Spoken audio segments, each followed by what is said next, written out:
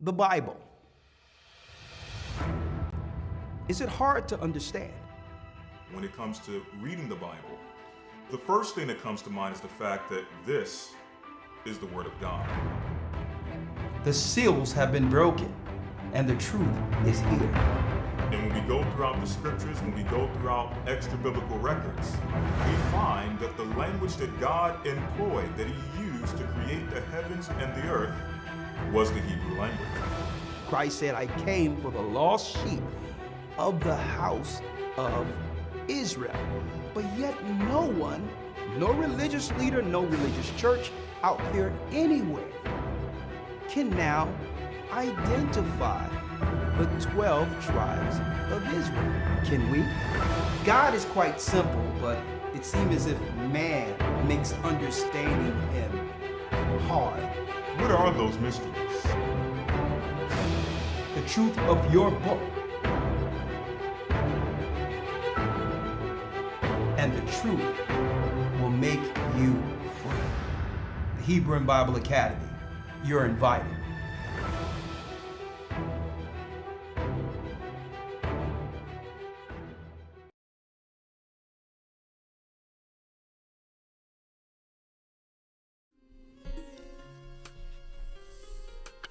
Shalom, brothers and sisters. Shalom, shalom. Come on in. East is where we're from. The 12 tribes of Israel. In 721 BC. Come on in, brothers and sisters. Come on in. Syrian king, he took us down, we fell. With the great escape. Come on. Through the Euphrates, Come on. the Lord held the water still. To a land where no mankind dwelt. To a land where no mankind dwelt, We went. The 12 tribes of Israel. So we be Manasseh, the Cubans, He from Puerto Rico. The Most High is calling back Israel. the Lord is calling back Israel. Zebulun from Panama, Gad, the North American Indians, Simeon, the Dominicans, the highest gathering Israel. The Arabs and Africans told Blessings, blessings. together our wives and children that sold us. Hit the like button. Hit the like button. Belly of these great ships we traveled in fear. By the rivers of Babylon we found our brothers here. A high gathering Hi, Martin. Whoa. from Australia. It's called the Mexicans. A highest gathering Israel. You.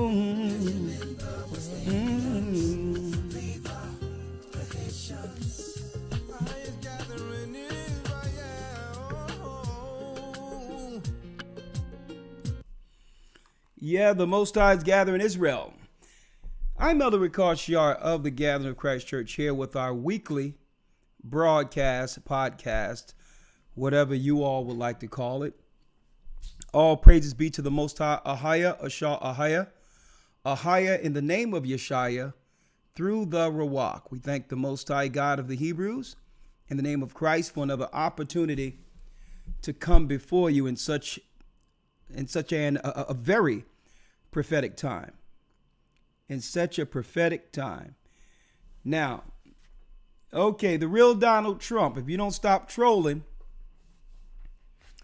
we're gonna send you into gigabyte land, okay?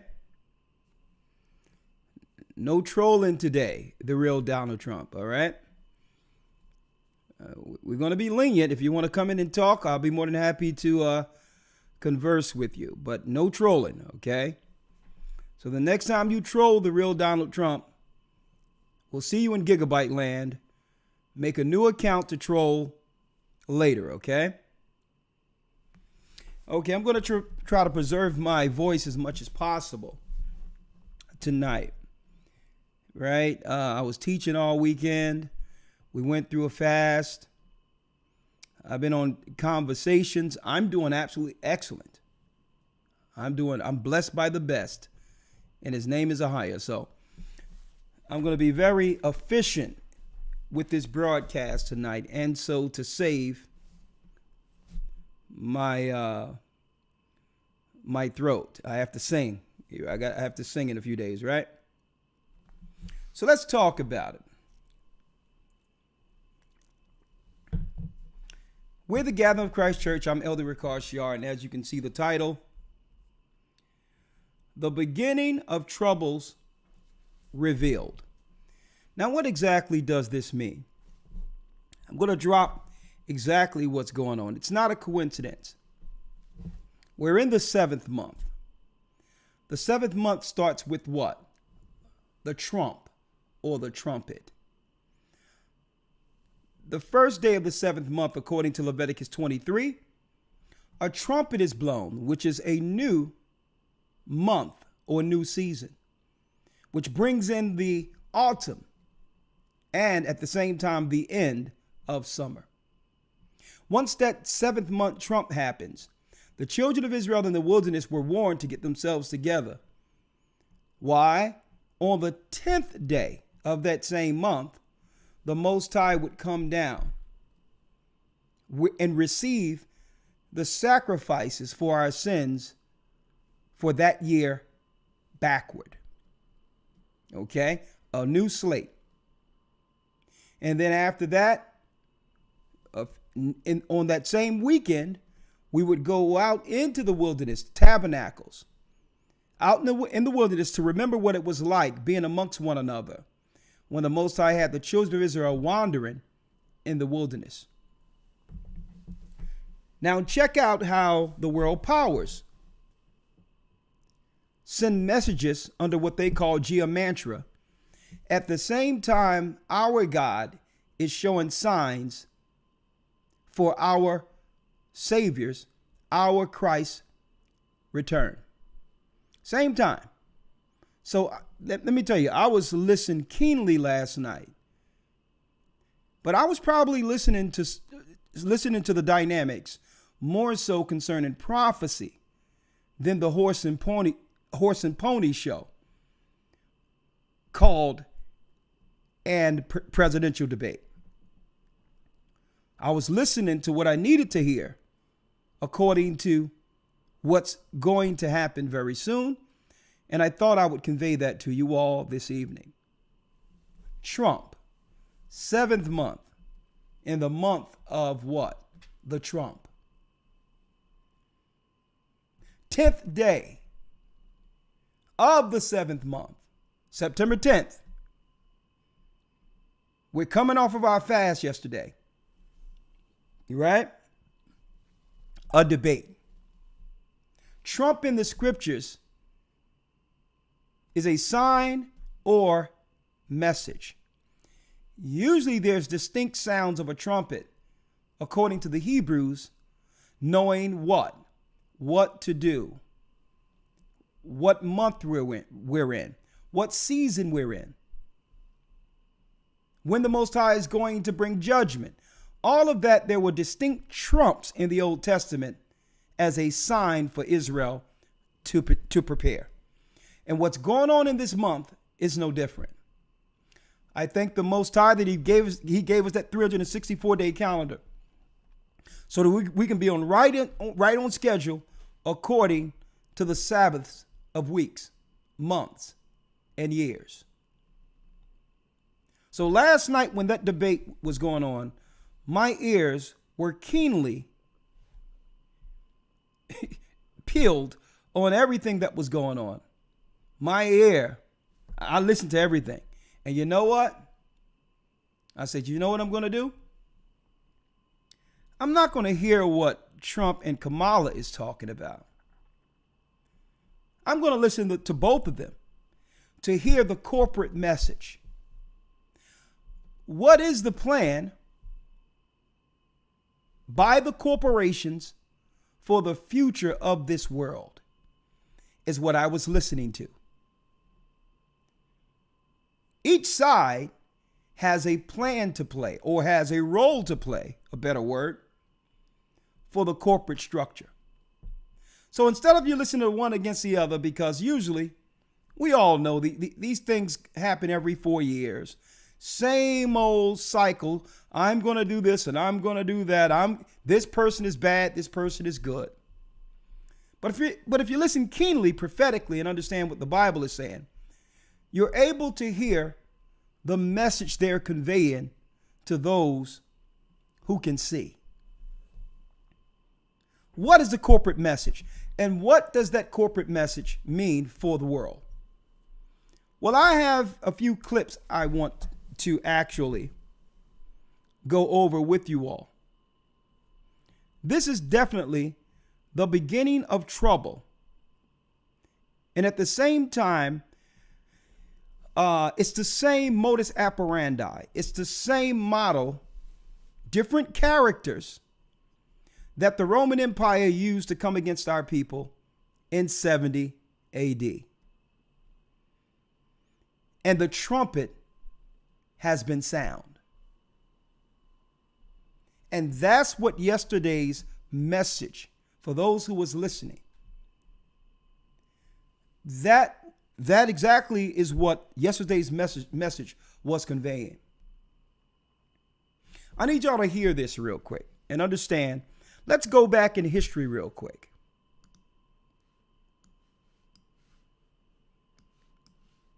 Let's go back in history, if you will.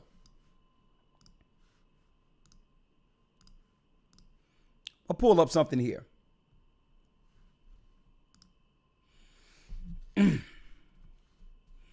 Please hit the like button. Now, I have a few clips on cue. What is the message the Satanist, the corporate structure, what is the messages they were conveying through yesterday's debate? Because we all know ABC, the corporations, are ran. The media conglomerates are ran by the corporations. We know that Satan is he's the all-seeing eye over the corporations. So I need y'all to bear with me. I'm gonna slow walk this real quick with a little history. This is not just biblical history. This is also secular history. Nero's reign of terror. How Christians became scapegoat for Rome's problems. History skills. Okay, this is a great site. If you're going into history, usually we use some of this during the Gathering of Christ Church's Hebrew and Bible Academy. It's a lot of real good, efficient history that you can actually grasp from this particular site, because it just doesn't go into what we would call religious history. It shows you how history and so-called religious history coincides at the same time. Okay? What happened in 64 AD? There was a guy by the name of Nero, a Roman emperor. Nero's reign of terror. He would be equivalent to what we would call the president of the United States today. How Christians became scapegoats for Rome's problems. Rome was suppressing the children of Israel. No doubt about it throughout history. I'm going to go into those scriptures in a moment. So they had to come up with false flags, so to not seem tyrannical or specific in targeting God's people. So they had to come up with political scenarios that would demonize the children of Israel before coming after them. Now, the Romans weren't really worried about I would say, the Sanhedrin Jews, the European Jews. They were more worried about those Jews who believed in Christ. Why? Because according to the Roman sages, their seers, the threat of one who would destroy their empire would come through the seed of David. So during the times of the Caesars, from Julius Caesar on, going up to Augustus after him, subsequent to him, then all the way up to Nero, they feared the so-called omen. The omen was that if they didn't stop this belief that unites the world behind the children of Israel, Rome would cease to exist. That the children of Israel were deemed a threat. Listen to me clearly.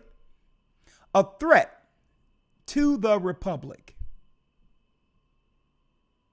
So, but see, there was a love-hate relationship with our people, the children of Israel, and the Roman Empire. They hated us during this time simply because of the omen, the prophecy of one who would come through Judah and through the future would topple the world and bring all the kingdoms under Christ's empire. They feared that.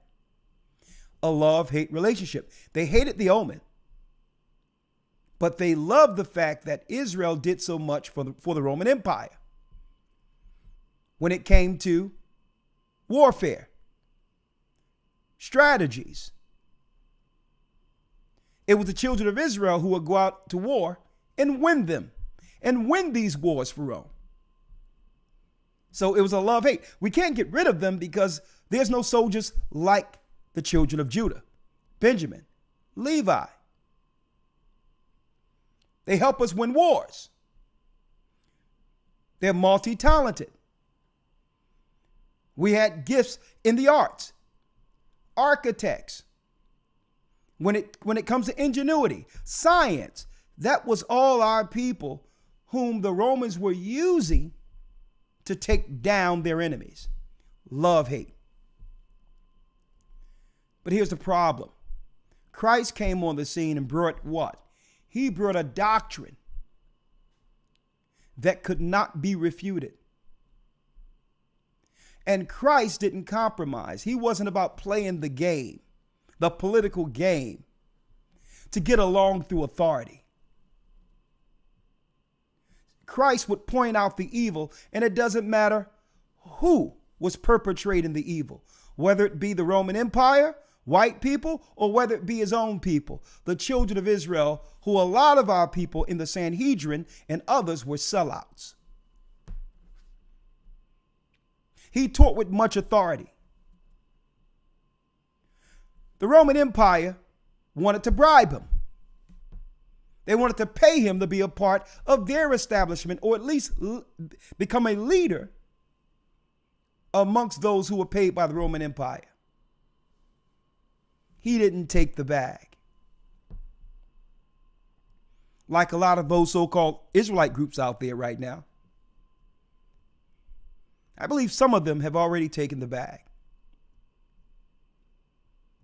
where they made an agreement with government.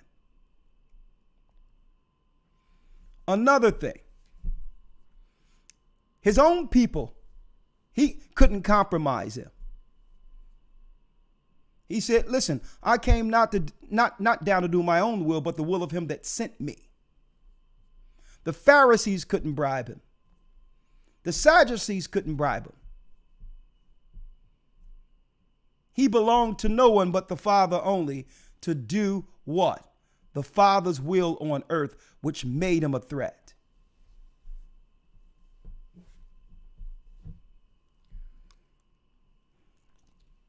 So they thought after his crucifixion, the Romans thought that they've rid the earth of that threat. They thought it was over. Listen, he's dead now. But here's the problem. Once they killed him, something happened. The truth concerning his ministry began to spread throughout the earth like wildfire. To a degree, the Romans had to question whether or not it was better off leaving him alone, alive, compared to how many people have come to this truth they feared before they killed him.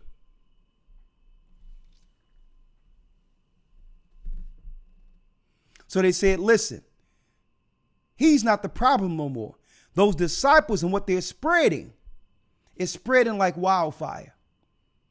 Because not only did this Christ rise from the grave, he has a doctrine that cannot be refuted. Our wise men cannot refute this doctrine.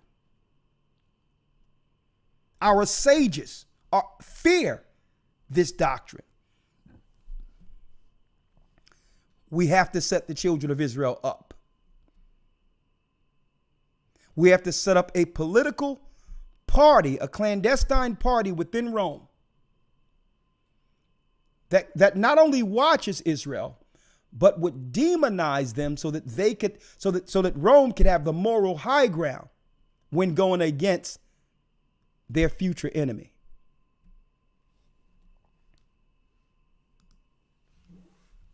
Nero's reign of terror.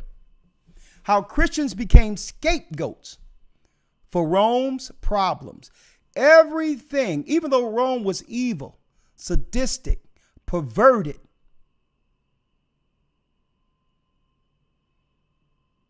they was into this PR where they had to use this facade of justice as a government when they were a bunch of freaks, sinners, unrepentant, evil workers.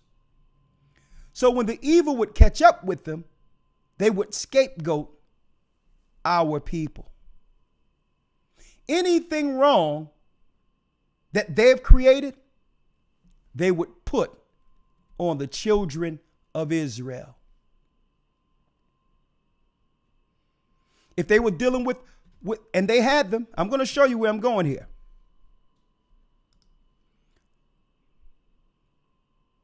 Rome perfected brothels. What are brothels?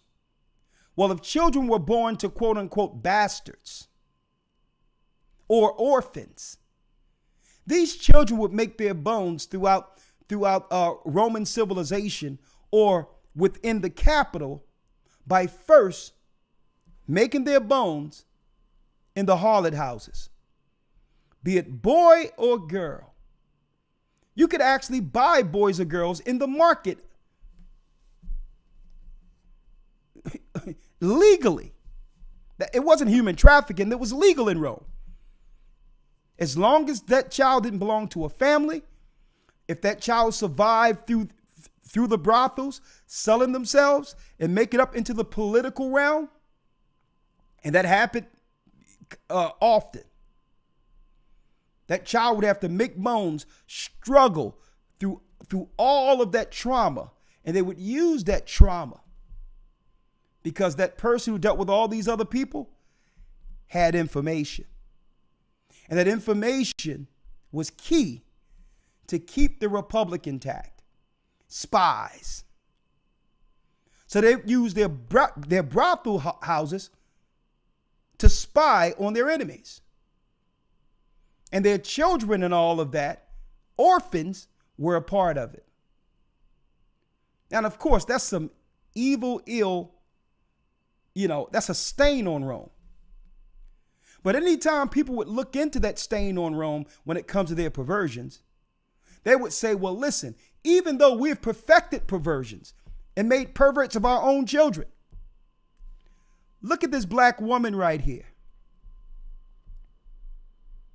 That's really the bad within Rome. Even though we've created this black woman to do what pales in comparison to us. They would always scapegoat our people, even though they were the what? They were the artificers. They were the creators of perversion. Oh yeah. Look at Cardi B. Look at Sexy Red. But just forget all the thousands of people and thousands of children that are being trafficked all throughout this earth by the same people giving you their scapegoat. That's just one example of many.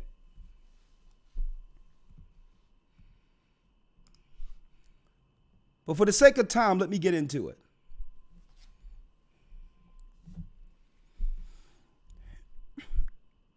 How Christians became scapegoats for Rome's problems. Nero, the infamous Roman emperor who ruled from 54 to 68 CE. It was around 64 AD or CE when he burned some markets in the market. Well, they said that he was behind some spies he sent out, military, to burn a few markets in the marketplace and blame it on Israelites. So don't be confused when they say Christians, because these weren't just regular Christians. I'm going to show you.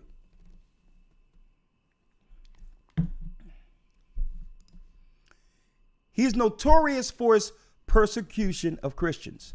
Well, we were the Christians. How do you know that? When one go to Acts 13.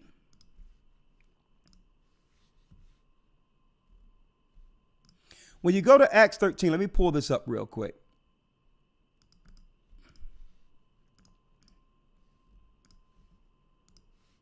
It says here, now there were in the church that was in Antioch certain prophets and teachers, as Barnabas and Simeon, that was called Niger. This was the first church under Peter. The first church under Peter. And it tells us in in same chapter, same book, Acts 11 and 26. And when he had found him, he brought him unto Antioch. And it came to pass that the whole year that assembled themselves with the church, the first church, taught many people, and the disciples were called Christians first at Antioch. So there was no such people as Christians until Peter and the disciples were called Christians at the first church, Antioch. Now, go back to Acts 13 and 1 again. Now, there were in the church that was at Antioch certain prophets and teachers, as Barnabas and Simeon, that was called Niger. Well, when you go into the word Niger, let's go there real quick. 1 second. Let's get it in the Greek.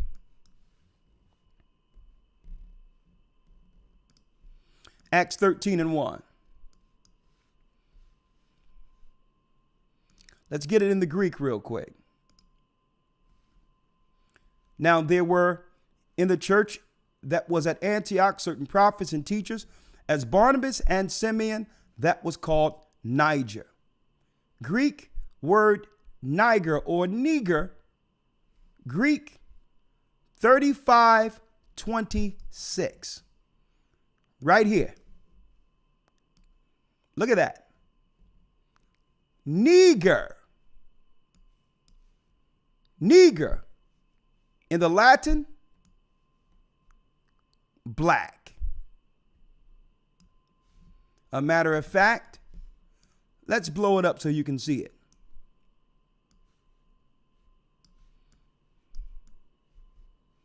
See that? Look at it.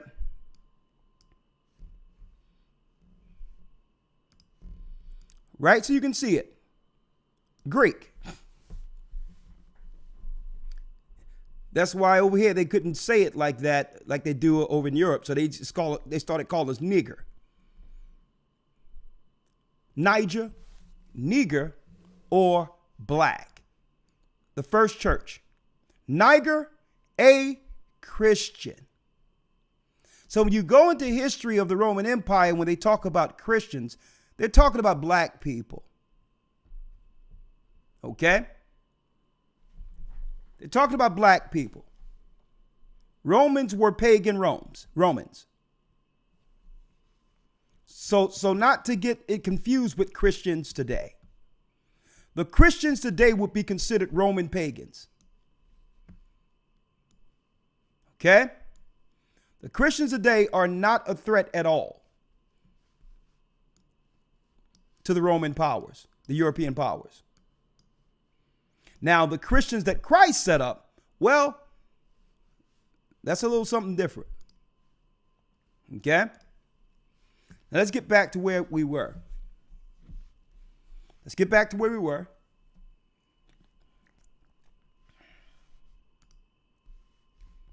Nero, the infamous Roman emperor who ruled from 54 to 68 CE, is notorious for his persecution of Christians, which we all know at this time were black. Nero's reign was characterized by political turmoil, economic instability. Sounds similar today, right? We have political turmoil in America, economic instability, and widespread social unrest. We're actually at the same point now in history as America than Rome was at this time period in the first century. We're almost in the same place politically Nero was. What was Nero dealing with? Political turmoil, economic instability, same thing, and widespread social unrest. So what would he do? He would blame everything that was wrong on our people, as if we're behind shaping legislation that leads to how wicked America or this world has become. As if we are responsible for the downfall of America. So politically, they were seeking to do what? Scapegoat our people. Killing two birds with one stone. Turning the people against those who believe in Christ and taking out their common enemy, because the Christians are the only ones at this time who could oppose their wickedness and exposing them, showing forth throughout the world their true intentions against the world. Their true intentions against people. During this time, Christianity was still a new and growing religion, and its followers were often viewed with suspicion and hostility by Roman authorities, by the police, by the Roman guards, the Roman military used as police. They would treat us differently than other Roman citizens. They would shake us down. They would ask us questions. They would see us as a suspect. Even without probable cause, they'll make up probable cause. Doesn't this sound familiar? Nero's persecution of Christians was a significant turning point in the early history of Christianity, and it had a profound impact on the development of the religion.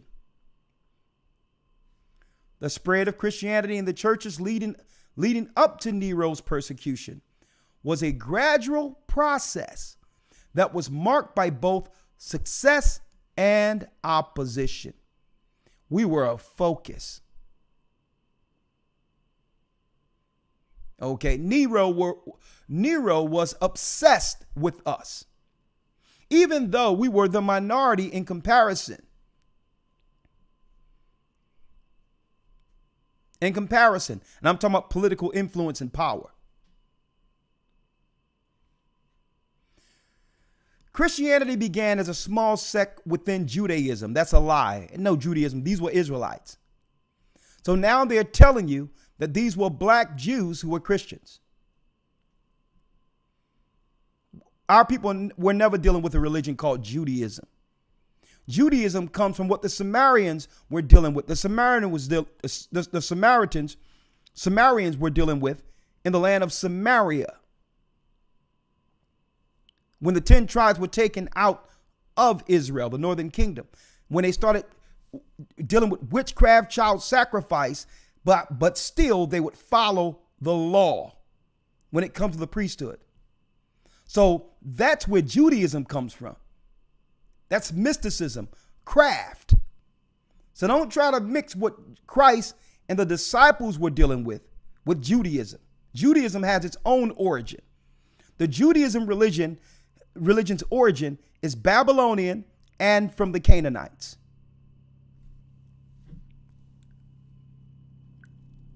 So I got to do some correction for some of these so-called historians here.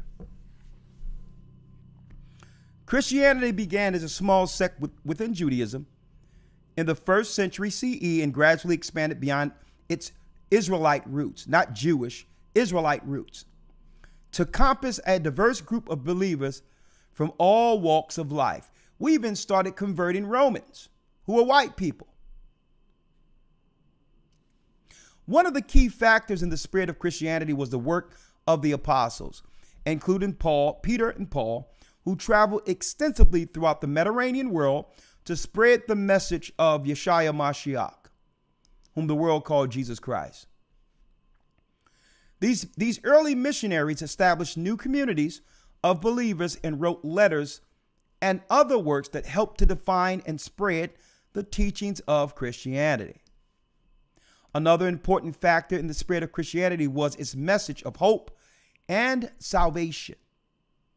Yeah, there's a little bit more to that. Dominion and power and rulership was also a part of that doctrine, which threatened the Roman Empire. Okay, hope is what Obama gives you. Christ brings forth the kingdom. At a time when many people in the Roman Empire were openly incorporating more foreign gods into their religious system, Christianity offered an attractive vision of a better world based on love, compassion. I don't know about this equality thing, because if Christ is king, Caesar going to be equal with him. So you can chuck that word equality. That equality never existed, ever, and never will.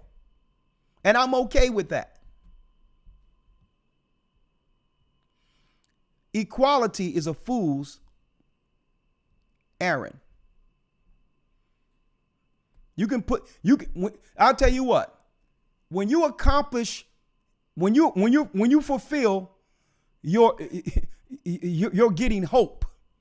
Whenever you actually get that hope they're promising, you'll find equality.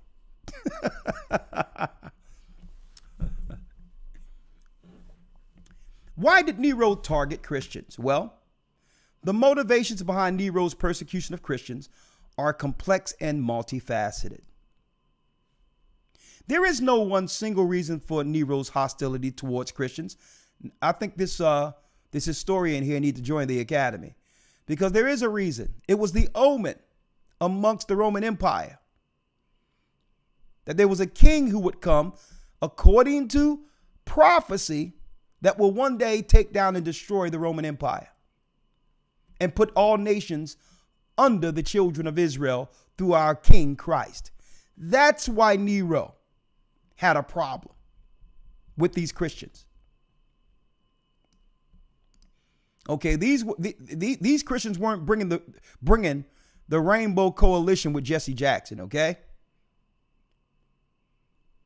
I don't know what type of Christian is that.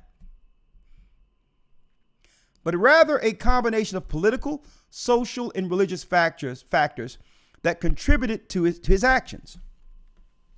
One possible motivation for Nero's persecution of Christians was political. Listen to this and listen to this good while I go into the Trump discussion today, this evening.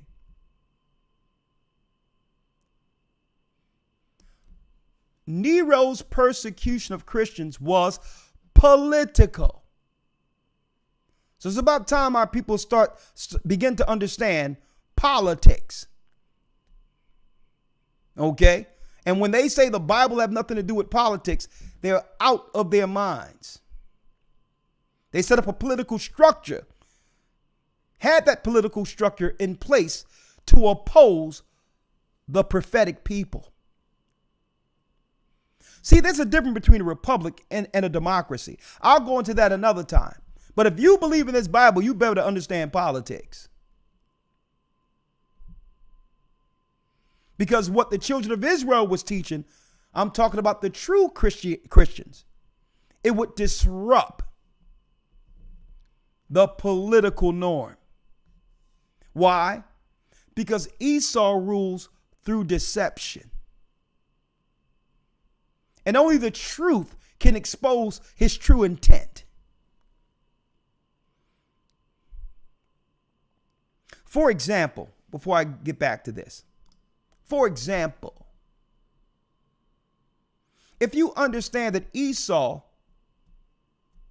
felt slighted by Jacob from the beginning, and him and Ishmael were seeking to take Jacob down. Why? There was a prophecy that Jacob, through Abraham and Isaac, would one day rule the earth and beyond. If Esau one day got that opportunity to rule, he'll never tell the other nations, well, listen, y'all helping me to rule, but I don't seek to share any of this with none of you. He can't do that. Because then what? Then he'll lose his help against us. So he come with this world kumbaya, all people equal facade. So to have all nations operate together with him against us until it's their turn to be destroyed. See, under his political structure, he can deceive people like that. But the Christians knew better. We knew what their intents were once they received power. It was in the word. It was all through the word what Esau was trying to do. Okay? So no way he could try to fool the Christians. Peter and Paul, we knew what Rome was doing. This is why even Paul stated the mystery of iniquity doth already work. Don't wait for a new Antichrist. The Antichrist is in Rome. See? So this is why our people got in the way of the political systems or disturbed Nero politics. Because why? It was us exposing their true nature, their true intent for the world. They meant the world no good. And they couldn't encompass us or bring us into this kumbaya because we understood politically who they were. And it was based on what? Not just who they were prophetically, but the immorality they hid in darkness. They were immoral, perverted. See? And the law exposed their hypocrisy. So guess what? They could no longer operate under a facade when true Christians were present.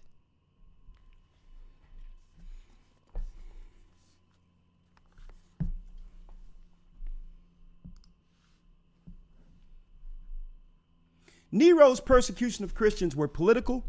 Nero was known for his authoritarian rule, and was often at odds with various groups in Roman society, including the Senate, the military, and the Israelites. I don't know about no Jewish population. We were Israelites. Okay? And we are Israelites. Christianity was seen as a threat to the established order. See? Now, this is when Christianity was true Christianity and not this mess we see today.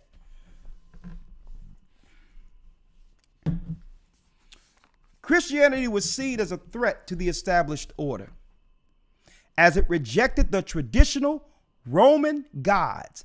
That's right, the Israelites weren't celebrating Christmas, Easter, Sunday worship. We were rejecting all of their Roman holidays and did not recognize the authority of the emperor. See, Christ is king. Christ was and is our king. By persecuting Christians, Nero may have been seeking to assert his power and authority over a group that he saw as a potential source of dissent and rebellion. Another possible motivation by Nero's persecution of Christians was social. Christianity was a new growing religion in the Roman Empire, and it challenged traditional social hierarchies by promoting the idea of equality and brotherhood among all believers, regardless of social status or background. Well, one thing about maybe this is what he's saying here. There was no respect to persons. You weren't going to get some status amongst those who believed in Christ strictly based on what you did out in the world, being recognized as somebody big in the Roman Empire. And they didn't like that. They thought that if they were somebody in the world, they should have that same status amongst those who believed in Christ. And no, Christ told that rich man, nah, sell everything you have and follow me. Okay? Not that rich man wasn't going to receive 100-fold, because he would have. Let's see who you are without your things, without your status. Let's see what's in you, your heart, your spirit. Let's see if you're so attached to this world that you're willing to what? Not build within. It was a test. And they didn't like that, because some people, the things they have in the world, that status, that's all they've ever acquired. With no building within, with no spirit within them at all. You strip away the status the world have given them and strip it away the money, and they feel worthless. They feel they have nothing. And you know what? Christ would test every man the same way. What are you willing to give up to be accepted in his kingdom? What are you willing to give up to become a real somebody? And see, the Romans didn't like that. Why? Because the Romans could make you rich. And if you disobey or cross the Romans, they would take who you are and everything you work for away. Because it was their power to give it to you. See? They didn't like that about Christians, because Christians starts off with nothing. The true believers, and are built by Christ and are shaped by Christ. And their status, the world cannot claim they gave that to those who truly believe in Christ. See? Stick with me here. That was a threat, because now the Roman Empire cannot hold anything over these men. See? See? The real test is not when you have everything. The real test is, what can you do from the bottom with only you and the Most High there? That's the real test. Huh? And they don't like that, because why? If they build your status and feel they can take it away, think about this, folks. They'll always have one up over you. And it was something about these true believers in Christ Nero couldn't deal with. Why?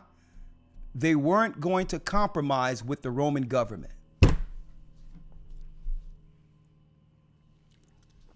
So what did he do?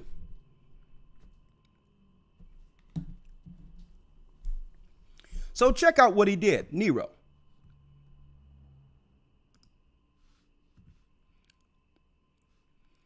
Nero's cruel punishments for Christians. Now, I'm going to tell you this. Even though this is saying Christians right here, for those who missed it, we know that according to the book of Acts, these Christians were black. So black people in America and others, whether you ascribe to the religion Christianity or not, this is talking about you. This is talking about you. Okay? Historically, these were your people. Now, of course, there's many people who believe in Christ, God, and the Bible, and would never step foot in one of these Christian churches. And you know what? I wouldn't blame them. Those are the Christians Nero feared. Those who wouldn't compromise and celebrate Sunday instead of Saturday. Because the Most High in that same Bible said, remember the Sabbath. Wasn't going to compromise Passover for Easter. To make the emperor happy. See?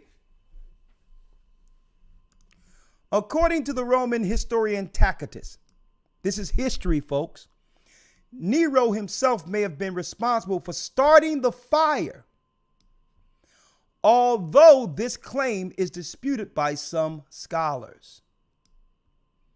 Now, when you look in the annals of Rome, Tacitus, I believe Tacitus was correct. Tacitus didn't have a dog in the fight. Tacitus was a white man. And he said he know that Nero dressed up some people looking like black Christians, sent them in the markets to actually burn certain areas to demonize Christians as a pretext of what? The Senate coming together in an agreement with Nero, even though they didn't like him, but that united the government against our people, where what? The Senate voted to have armies, that's right, folks, patrolling Jerusalem for the first time in history. Roman armies not patrolling Rome. We used to police ourselves in Israel. For the first time, after this happened in 64 AD, it began the Roman Empire infiltrating our people by patrolling us with military in Jerusalem. See? Tacitus was correct. Nero was eager to deflect blame for the disaster. He seized upon the growing Christian community as a convenient scapegoat. Scapegoat. Let me show y'all something real quick. Speaking of scapegoat, NBC News, fair use. Brooklyn is charged with hate crimes. Police say Vincent T. Sumter shouted "Free Palestine" before attacking the man near a synagogue in Brooklyn. Listen to this, folks. Fair use. An alleged anti-Semitic hate crime caught on camera. You see a group of men wearing traditional Jewish clothing walking down a Brooklyn street when they're approached by a man in purple who... While they are approached by a man in purple? By a man in purple? Fair use. What is this, folks? New York City, an alleged anti-Semitic hate crime caught on camera. You see a group of men wearing traditional... A grainy camera with all the technology we have today, y'all. It's never a clear camera. Listen, there's no 4K cameras anywhere anymore. It's always some grainy camera. In New York City, an alleged anti-Semitic hate crime caught on camera. You see a group of men wearing traditional Jewish clothing walking down a Brooklyn street when they're approached by a man in purple. When they are approached by a man in purple, who lunges at them and, according to the complaint, stabs one of them in the abdomen while shouting, "Free Palestine" and "Do you want to die?" Now I'm looking at, I would never, I'm against any level of violence. But I'm still, with the white shirts, I was seeking to see if there was any blood anywhere, but I digress. Stabs one of them in the abdomen while shouting, "Free Palestine" and "Do you want to die?" The 22-year-old suspect was later charged with attempted murder and a hate crime. The victim is in the Look at the shirt, folks. Look at the grainy shirt. hospital in stable condition. It's the latest in a wave of alleged anti-Semitic attacks to strike New York City. Raise your hand. We'll keep it there. I'm showing you how history repeats itself. Something must happen. Something politically must happen to turn the citizens against a particular ideology that threatens the social construct. That's politics. Now,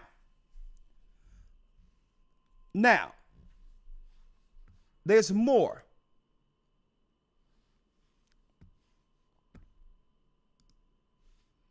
Burning Rome, burning Christians. Okay. This is published online by Cambridge University Press. In the year 64, during the Principate of Nero, and in the night between July 18th and 19th, a fire broke out in Rome that within 9 days destroyed or badly damaged a substantial part of the city, leaving many dead or homeless. Rumors circulated that the fire had been set by Nero, who it was claimed sought to divert blame from himself by holding responsible a new sect of aggressively proselytizing Jews. These are Israelites, folks, known as Christians. Most recent scholarship has rejected the popular view of Nero as an arsonist who fiddled while Rome burned. But Tacitus' history is correct, folks. Don't listen to your modern day historians. I've read this in the Annals of Rome. They all know that this was politically motivated. Largely ignored, however, has been the question of whether the Christians generally regarded as innocent scapegoats of Nero might in fact have played some role in the fire. This chapter considers the problematic nature of Christianity and Roman attitudes towards Christians in the first century. You know why? Because that was us before the fall of Jerusalem. And they're using the same tactics, seeking the same outcome today. And I'm going to show you it came out in that debate last night.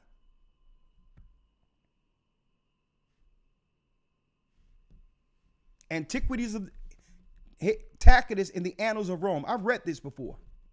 The Annals. I have the Annals, in my library, because I wanted to study their political trends. The Bible states there's nothing new under the sun. So everything they did before, because our people are so naive, they'll just play the same thing out again. They'll do a false flag, and as a pretext, they'll have foreign armies policing where the children of Israel, who are predominantly Christians, live, as a pretext to rid the earth of Israel altogether. Now, let's get a few points from the debate, if you want to call it that.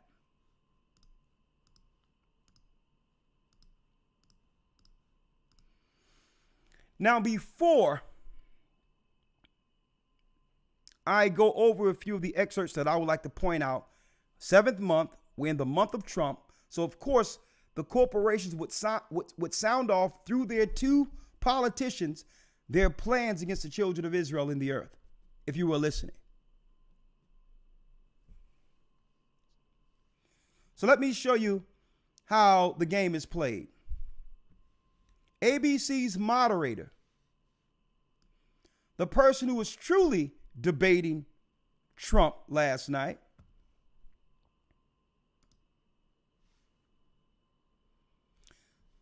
Lindsey Davis, is a Sora of Alpha Kappa Alpha. So where they do that at? Where the person moderating a debate is in a sisterhood with who? Let me get it. In a sisterhood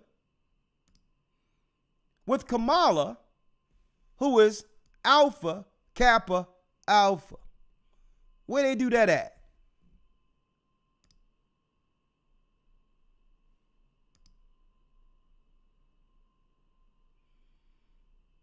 Huh? So let's talk about this. Now, she did a better job debating Trump last night than Kamala.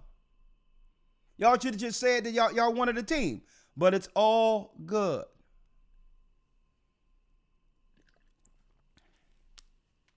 Where they do that at? Now, let me make it clear, y'all brothers and sisters. Politics is not a monolith. What do I mean by that? Are Kamala and Trump political enemies? Absolutely. Okay. Politics and the politicians and their groups they have within the political arena, let me tell you folks, there's nuances. It's not as if Trump and Kamala got together and said, well, I'm going to say this and you say that. It doesn't work that way. It's like a game of musical chairs, right? If you're playing musical chairs and they take one chair out and the corporation places the bag on one chair, when the music stops, whoever sits on that chair gets the bag. And this is why they fight. There's infighting within the political circles. So a lot of people think it's as simple as it's all what you would call a script when they come together. It's not like that, because as money dry up, the corporations are choosing who's going to be there when the music stops. And it doesn't matter which side win. The corporation have something they're pushing towards to destroy our people on either side. So what I like to do when I hear these debates, even though I believe that this woman, no one had voted her in, she's unqualified, and above all, it's utterly ridiculous when someone try to cosplay us after all of our people have gone through. But I'm pushing that to the side to hear what the corporations are saying, not just through Trump, not just through Kamala. The questions that are given them both, folks, the questions that ABC are using has been given to them by the corporate powerhouses, the interest groups, those who really control the world. So you have to listen to the questions to know what's coming. Fair use. Fair use. Now, before I go into this, let me show you, according to the Bible, what was the end result of what Nero politically put into play.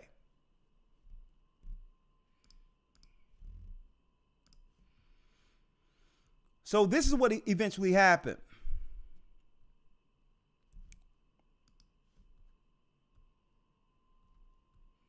So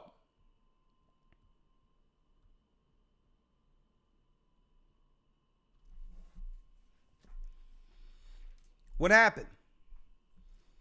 64 BC, Nero, according to Tacitus, produced a political false flag. Fires broke out in different markets within the Roman Empire, blamed on black Israelites or those who believed in Christ. Okay? That united the Senate to actually do what? Agree with their political nemesis, Nero, to get some level of patrolling through the Roman army in Jerusalem to watch our people, which led to 6 years later, 70 AD, after the regime change, some 6 years later, after the regime change, Vespasian and Titus, his son Titus, General Titus, put a trench around Jerusalem using who? Those who initially began to patrol Jerusalem for reconnaissance as spies. And the same people they got to patrol Jerusalem end up taking the people down, and our people fell through mass slaughter in Jerusalem. A lot of us ran into Africa, Morocco, and different parts. This is history. And it started off with a false flag. So now, let's look at their modus operandi. They demonized through false flag. Put things out there that these are the bad guys. Then, as a pretext so that they can have the citizens feel safe, you know what? We're just going to have some army police you all for a while until things calm down. But at the end of it, like in Masada, they built a wall around Jerusalem for those who would try to escape, only to be destroyed by the same army who were within the borders of the wall.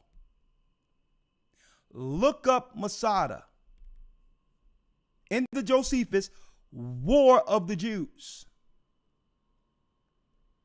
They built a wall, not to keep people out, but to keep people in.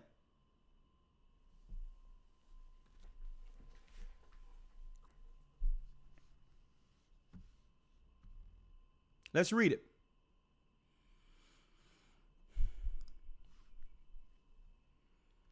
I'm in Luke 20, 21 and 20. After what Nero did, it was guess what? What was the pretext that led to Vespasian and Titus now coming against Jerusalem some 6 years later? Where there were some Israelites who started showing forth military force against Rome, confirming the fears of the Roman Empire, giving credibility to now Nero's political construct to come against the Israelites. Everyone knew that Nero was a nut job. But then when Nero was no longer in place, you had Israelites now showing themselves as a political force in the Roman Empire, now giving Nero the nut job credibility. And given what? Rome the moral, political high ground to not come against these nut job Israelites who want to show some political force, but to come against all of Israel, all of Jerusalem.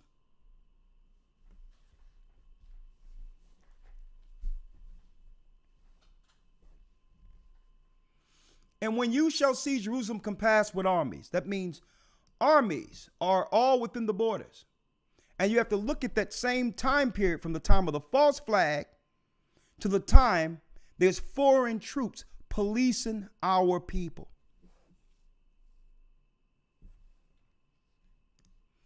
Then know that the desolation thereof is near. Then let them which are in Judea flee to the mountains. A lot of our people did, who followed Christ, who understood the prophecy. This is Christ speaking, mind you.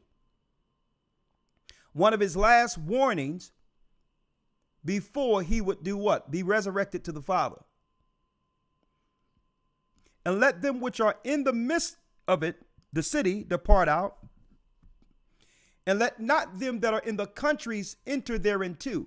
So if you are in the rural areas or in the country areas, do not go into the city at this time. For these be the days of vengeance, that all things which are written may be fulfilled. Woe unto them that are with child. I'm going to show you why it says woe to them with child, because on Kamala's side, she has a plan for the children. And to them that give suck. In those days, for there shall be a great distress in the land, and wrath upon this people. And they shall fall by the edge of the sword, the Roman sword, and shall be led away captive into all nations. It led to our slavery, our captivity. Christ warned us this would happen. And Jerusalem shall be trodden down of the Gentiles. So the people over there in the Middle East are Gentiles. When we left, Gentiles went into the land. Until, so there's a cutoff point, the times of the Gentiles be fulfilled. That's right, folks. The Most High God has an ending for the Gentiles. He has a time. He's only allotted them a certain amount of time before judgment. Now that we're coming up on that time, Rome has begun the same plan against us all over the world.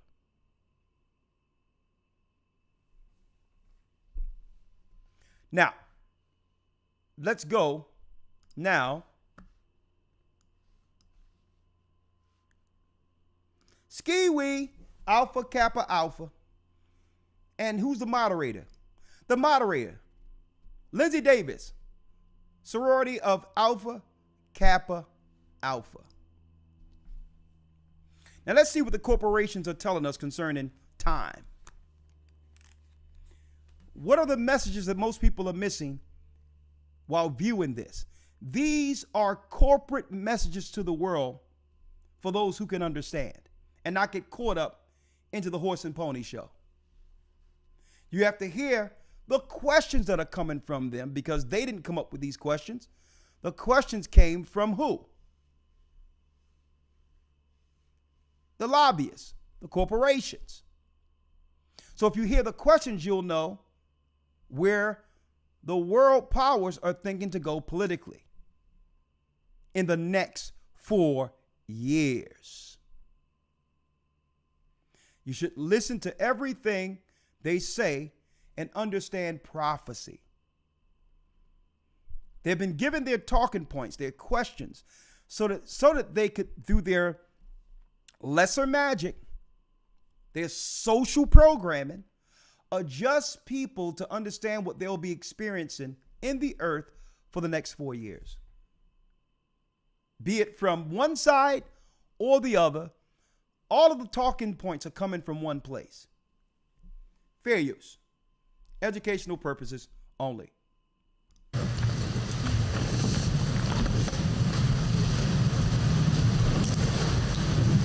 Kamala Harris. Let's have a good debate. Nice to see you. Have fun. Thank you. Welcome to you both. It's wonderful to have you. It's an honor to have you both here tonight. Good evening. We are looking forward to a spirited and thoughtful debate. So let's get started.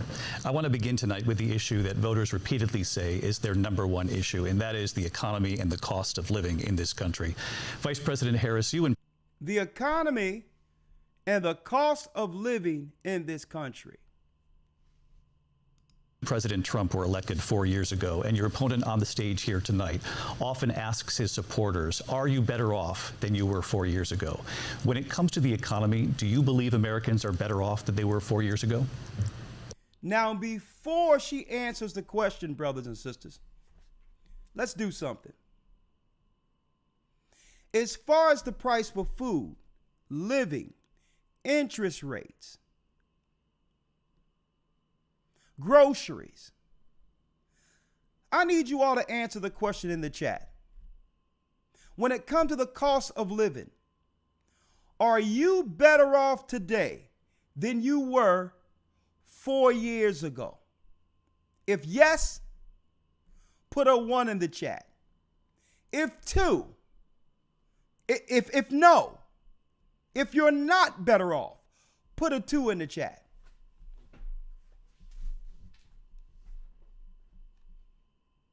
One, if everything is better off than it was 4 years ago, put a 1 in the chat. If it was. If it is. If it isn't better than it was 4 years ago, put a 2 in the chat. Look at this. Look at this. Nothing but 2s. Look at this. Keep it going. Keep it going. This is insane. This is insane.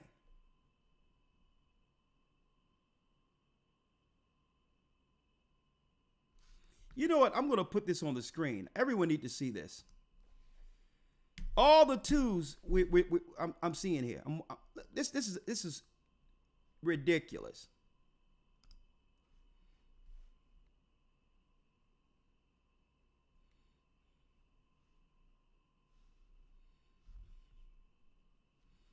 Look at this. I got to put this on the screen. Look at this.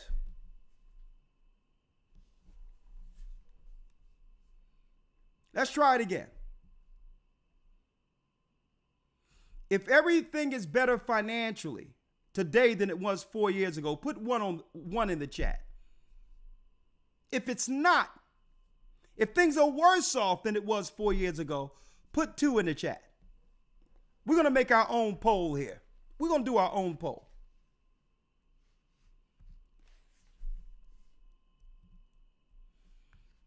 Look at this. Look.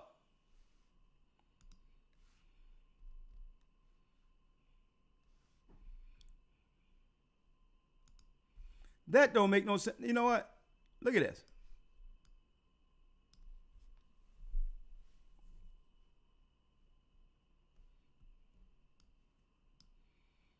Look at this. We're doing our own poll. We're making our own poll here.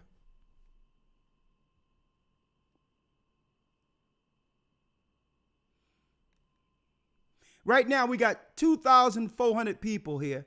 Hit the like button if you haven't already. So we're polling over 2,400 people right now. I've seen only 1 in the chat, and I'm sure that was a troll. Or maybe it is better off for that particular individual than it was 4 years ago. Then we have to wonder, what was that person's status 4 years ago, right? Look at this. 2. Anonymously, right? There's an anonymous. 1 second here. Two. One says, look at this.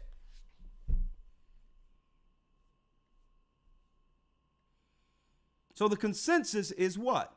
Things are worse. Thank you, brothers and sisters, for that. Because, I mean, you can't trust a CNN poll these days, right? I appreciate that. So let's get back to the so-called debate. Let's get back to the so-called debate.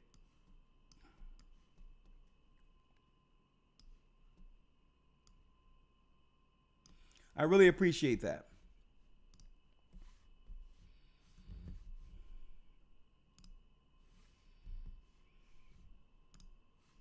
Let's get back to it.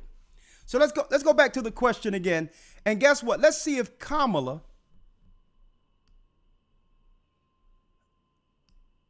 Let's see how Kamala answers the question. Is America better off now than it was 4 years ago? Stage here tonight often asks his supporters, are you better off than you were 4 years ago? When it comes to the economy, do you believe Americans are better off than they were? When it comes to the economy now, so she's going to directly answer a question about the economy, right? 4 years ago? So I was raised as a middle-class kid. She was raised as a middle-class kid, which have nothing to do with the economy or whether or not people are better off today than they were 4 years ago. And I am actually the only person on this stage who has a plan that is about lifting up the middle class and working people of America. I have a plan to lift up the people in middle class America. While she's in office right now, folks, as vice president with Joe Biden. If she's going to lift the upper class, she's in power to do it right now. So she's not telling us what her plan is, what her plans are, but she's still not answering the question. I believe in the ambition. No one asked you what you believe and whether or not you believe that people have ambition. The question was, are Americans better off now than they were 4 years ago economically? The aspirations, the dreams of. No one cares about whether or not you concur with what people are dreaming for. Okay? When the landlord knocks on the door, you can't say, well, listen, here's my dream. Take this as payment for the month. Of the American people. And that is why I imagine and have actually. You can't go down to Verizon and say, I'm going to imagine what I'm going to pay you for my phone bill, and I need for my cell phone to work.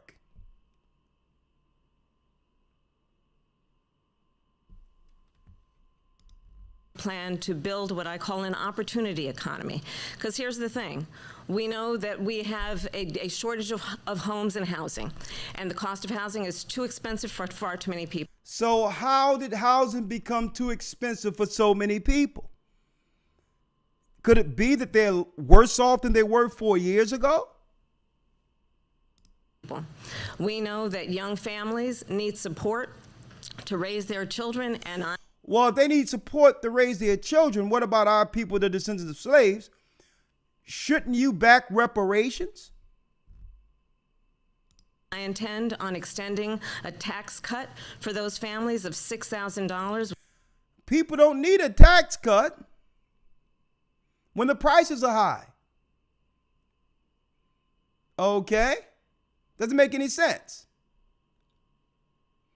They need money on the front end, not money to be able to pay on the back end. People are suffering. Which is by the way, folks, I'm going to let it play, right? But have she answered the question yet?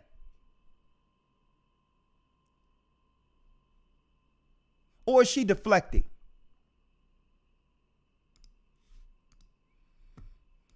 The largest child tax credit that we have given in a long time, so that those young families can afford to buy a crib, buy a car seat, buy clothes. Buy a car seat that costs more than it cost 4 years ago.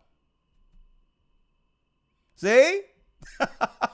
You see how she hasn't answered the question on why car seats have been so inflated to a degree that they need a credit to buy car seats? Do they think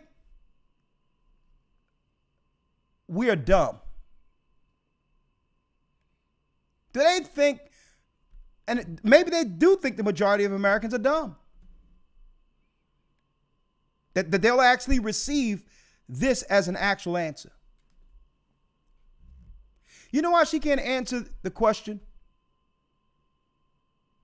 Is America better off now than it was 4 years ago?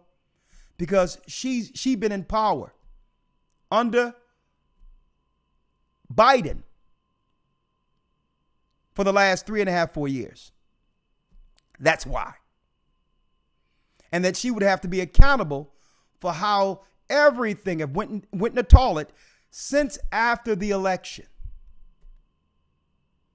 She'd have to answer, well, how these borders open that have taken all the jobs that belongs to our people, crime shot through the roof, and all these others. She'd have to answer for it. For their children. My passion, one of them, is small businesses. No one asked her about the passion she has. How can a small business be a passion? Let's see if she has a small business.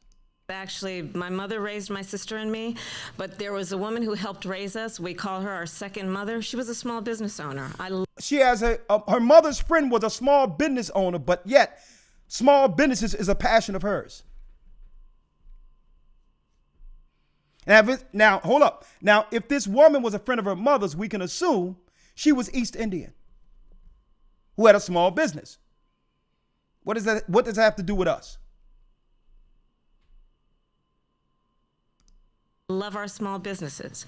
My plan is to give a $50,000 tax deduction to start. Okay, well, what about the people in the hood that are starving who don't own a small business?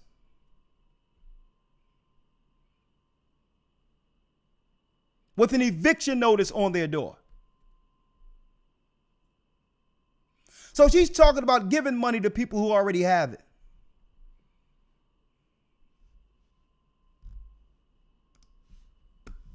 So this is how you say nothing or be accountable for anything you've done for the last 4 years. Startup small businesses, knowing they are part of the backbone of America's economy. My opponent, on the other hand, his plan. Now, let's deflect to my opponent on the other hand. When the only thing she had to do, you know how she could have destroyed her opponent? To show forth how everything is better now than it was 4 years ago. Right? And see, they set this debate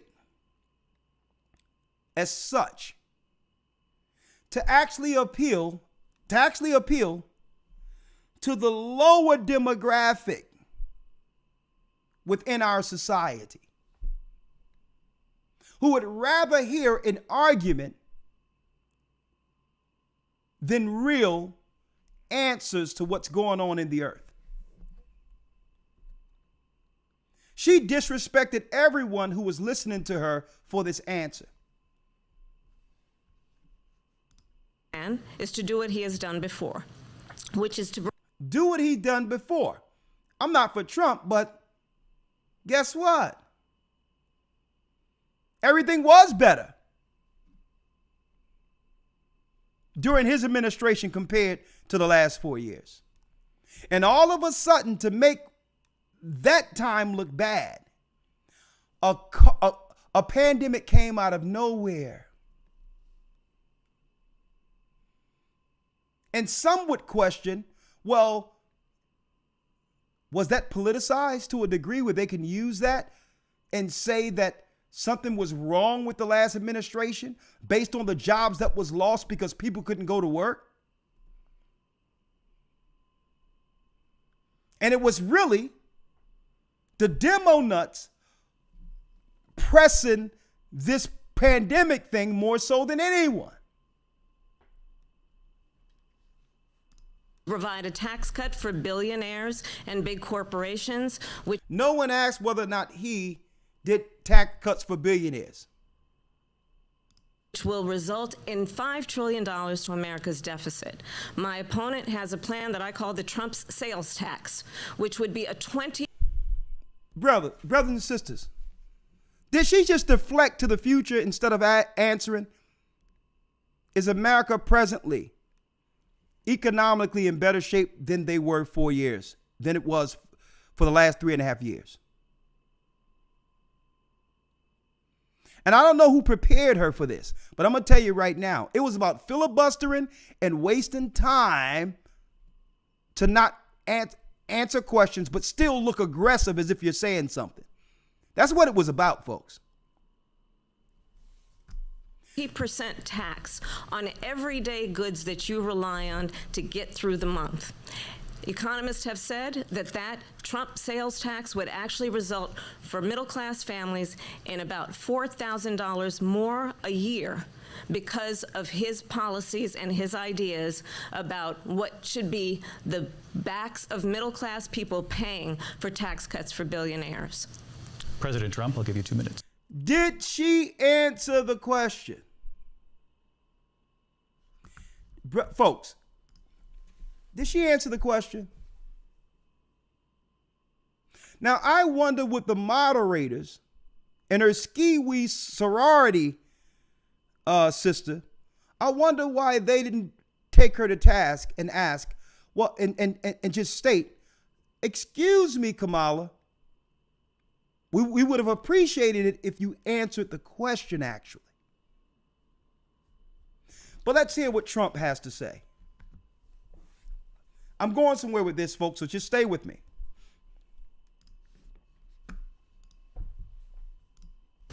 First of all, I have no sales tax. That's an incorrect statement. She knows that. We're doing tariffs on other countries. Other countries are going to finally, after 75 years, pay us back for all that we've done for the world. And the tariff will be substantial in some cases. They took in billions and billions of dollars, as you know, from China. Fair use. In fact, they never took the tariff off because there was so much money they can't. It would totally destroy everything that they've set out to do. They're taking in billions of dollars from China and other places. They've left the tariffs on. When I had it, I had tariffs, and yet I had no inflation. Look, we've had Okay, let me interpret this for brothers and sisters who don't know what a tariff is. He was a stickler against China, who's making all this money off American products, actually selling their products to Americans. So he had a tariff and say, well, listen, you're going to pay a 20% tariff for doing business in the United States. And with that tariff, that goes into the economy for Americans. You're not going to use our people and bleed American and taxpayers out to embolden Chinese people. You're going to at least break the American people off, since the American people are purchasing the majority of your products, and you're going to break us off 20% or don't do business here. And guess what, folks? Listen to this. The first couple of weeks when Kamala and Biden was put in the office, they took off the tariff. Not only did they take off the tariff, they did a hate crime bill for the Asians and gave the Asians billions upon billions of dollars.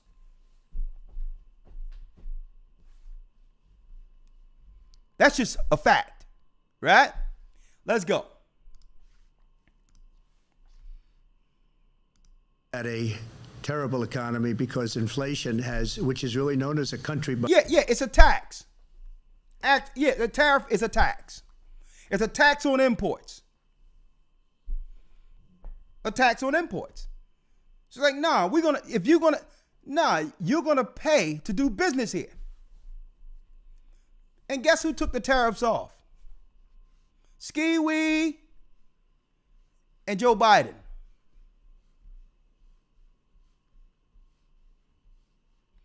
So instead of money coming in for the people, which lower things for our people, right? Hold on a second. I think they got like a lot of organic food. Shalom, you know I'm on a broadcast, right? Oh, I'm sorry. Shalom. I'll call you back. All right. So instead of money coming in that lowers things, the price of living here, they would have people come through the border and take everything so prices could go up. Buster, it breaks up countries. We have inflation like very few people have ever seen before, probably the worst in our nation's history. We were at 21%, but that's being generous because many things are 50, 60, 70, and 80% higher than they were just a few years ago. This has been a disaster for people, for the middle class, but for every class. On top of that, we have millions of people pouring into our country from prisons and jails, from mental institutions. I need y'all to listen to this part because this is the part we need to understand. Because their answer to what Trump is saying will become 70 AD for our people. We have people doing what, Trump? Set out to do. They're taking in billions of dollars from China and other places. They've left the tariffs on. When I had it, I had tariffs, and yet I had no inflation. Look, we've had a terrible economy because inflation has, which is really known as a country buster, it breaks up countries. We have inflation like very few people have ever seen before, probably the worst in our nation's history. Yes, inflation. 4 years ago, inflation was 1%. 4 months ago, it went up to 4%. And because we're in an election year, they started pulling back a lot of their aggressiveness when it comes to spending, and it went down to 3%. So what happens? Inflation tripled since 3.5 years ago. That's why our products are so high. You want to see a Marxist economy at its best? We're looking at it. We're living it. We were at 21%, but that's being generous because many things are 50, 60, 70, and 80% higher. What was your rent if you were renting? What was your rent 4 years ago, and what is it now? What are your interest rates? They're barring people out of the opportunity to be able to actually buy something for themselves, which is really the plan for Project 2030, to have it where the majority of the people in the world don't own anything if they have something to say about it. Than they were just a few years ago. This has been a disaster for people, for the middle class, but for every class. On top of that, we have millions of people. And you know what? He's actually answering the question. He's answering the question. Are we better off today than we were 3.5 years ago? He's actually answering the question and breaking down to why things have spiraled out of control to there's debt everywhere. To where you get a little can of juice for $4 that used to be this big gallon, and you got this little sleek thing of juice now that can't even wet your whistle. And she calls it price gouging. It ain't no price gouging. It's inflation. When you print and give money to migrants, give them housing, give them EBT cards, give them free food, give them more money than you ever given us. That money have to be printed from somewhere. And the more you print the money, what? The higher inflation goes. So they are intentionally bankrupting the treasury of the United States. It's an intentional Marxist ideology.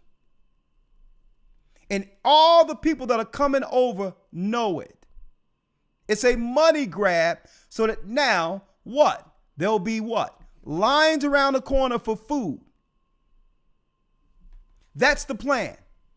And when people start fighting like animals, starving, they can bring in the armies to quell dissent. 70 AD, anyone? That's the plan. Pouring into our country from prisons and jails, from mental institutions. And let me tell you, folks, you all are doing a great job. We got 2,600 up in here in the house tonight.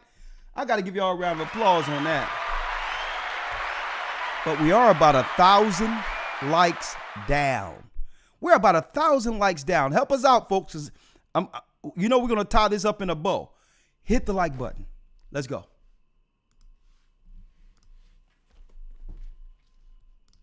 And insane asylums, and they're coming in and they're taking. He says the people. I want y'all to hear this all the way through. I'm not going to interrupt him. I want to hear this all the way through. Who are they letting in the United States right now? Because deficit. My opponent has Oh a plan. no, we don't want to. You don't answer questions. You don't answer questions. We got to put you in timeout now. All right, let's go to the next. Let Vice President Harris respond on the economy here. Well, I would love to. Let's talk. Hold up, let me go here. Tariffs, and yet I had no inflation. The backs of middle class Other countries are going to finally, after 75 years, pay us back for all that we've done for the world. And the tariff will be substantial in some cases. They took in billions and billions of dollars, as you know, from China. In fact, they never took the tariff off because it was so much money they can't. It would totally destroy everything that they've set out to do. They're taking in billions of dollars from China and other places. They've left the tariffs on. When I had it, I had tariffs, and yet I had no inflation. Look, we've had a terrible economy because inflation which is really known as a country buster. It breaks up countries. We have inflation like very few people have ever seen before, probably the worst in our nation's history. We were at 21%, but that's being generous because many things are 50, 60, 70, and 80% higher than they were just a few years ago. This has been a disaster for people, for the middle class, but for every class. On top of that, we have millions of people pouring into our country from prisons and jails, from mental institutions and insane asylums, and they're coming in and they're taking jobs that are occupied right now by African Americans and Hispanics, and also unions. Unions are going to be affected very soon. He's telling the truth.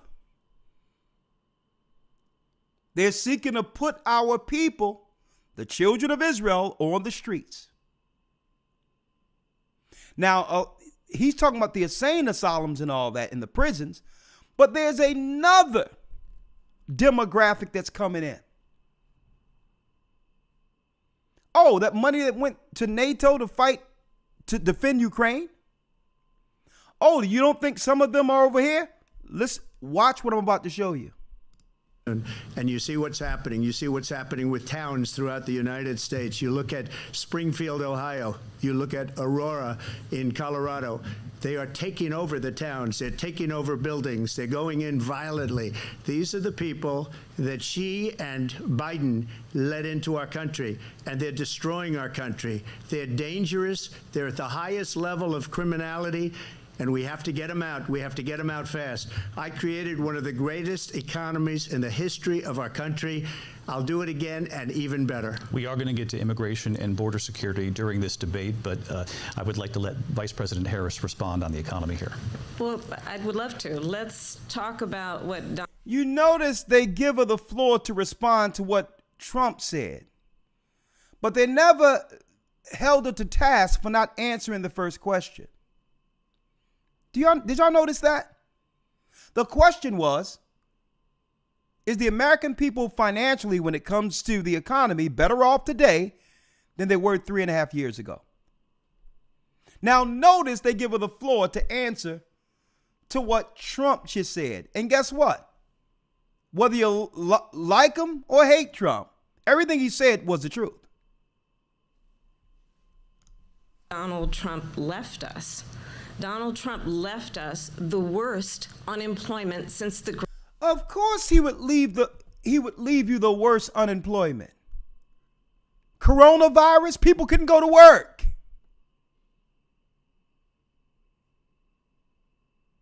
How can you count people who couldn't go to work as being left with the worst economy when it was the Democrats pressing people to stay home?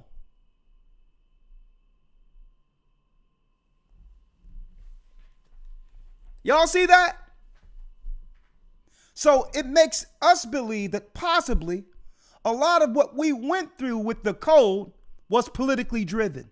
It'll have people thinking that because the economy was going too good for them to run against. It was going too good for them to run against. Great Depression. Donald Trump left us the worst public health epidemic in a century. Donald Trump left us. Let's leave it there. Nonsense. Let me get to the point. Let's get to the point now. Let's get to the point. I need y'all to check out these propaganda pieces because the Venezuelans, they talking about gangs. Those are all Israelites that are coming into the country, right? The Venezuelans and others. Venezuelans, the majority of them are from the tribe of Asher, right? Then they got a hit piece on Haitians coming into the country. Fair use. Don't wave at me, you sorry sand. There was Haitians in a white van driving. There were Haitians in a white van. Now, folks, let me show y'all something. When y'all see people looking like this, all black, black lipstick, sometimes you'll see them and with black fingernail polish, allegedly, a lot of these people be from witch covens. Now, these are the people they usually get for those parades, crowds, for certain crisis actors and all that. They usually get these people to drive the narrative through the media as actors. But check out what she says. Driving around the neighborhoods, collecting cats, skinning them, and eating them. In my opinion, they're worthless. Bunch of worthless f***ing saints. They're getting thousands of dollars in government assistance. Even now, they're saying the Haitians getting thousands of dollars in government money. They're going into the neighborhood, grabbing cats, Haitians as immigrants, eating cats. Now, I believe this is a hit piece, because billions were given to the Ukrainians, white people, housing and everything in the United States, and that's quiet. And no one is talking about the Ukrainians, the number of the Ukrainians who've come into the United States since Biden and Kamala took office. See? No one is talking about, matter of fact, let me show y'all. Brothers and sisters, I showed this in the academy. Number of Ukrainians.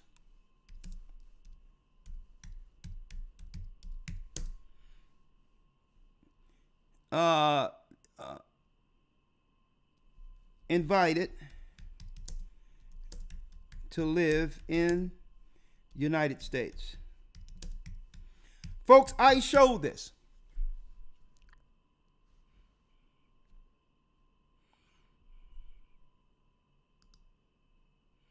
Look at this. Check this out.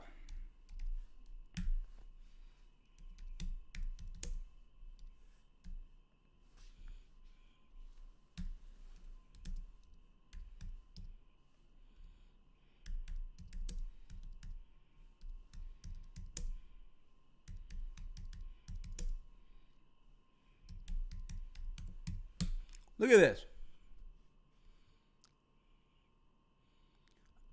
Check this out, folks. Look at this, folks.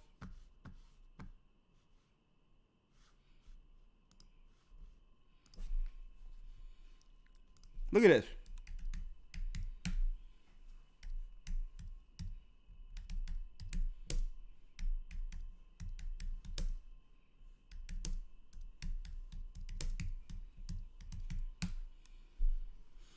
Check this out.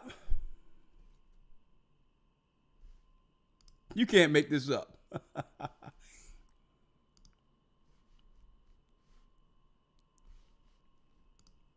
Let's start here.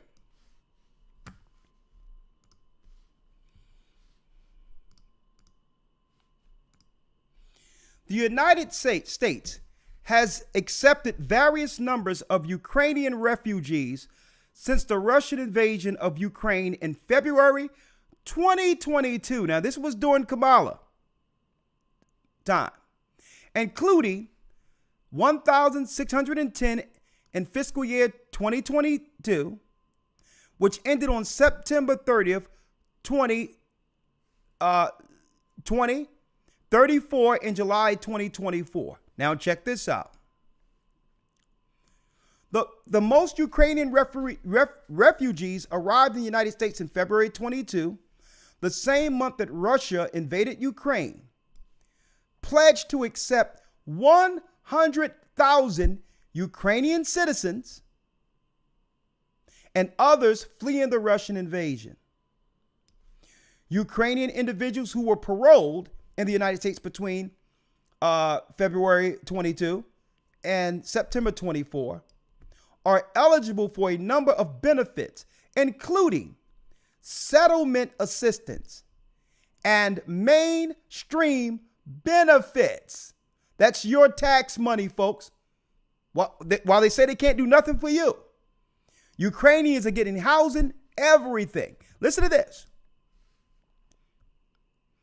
United States Department of State welcoming Ukrainian nationals to the United States, the Bureau of Population, Refugees, and Migration.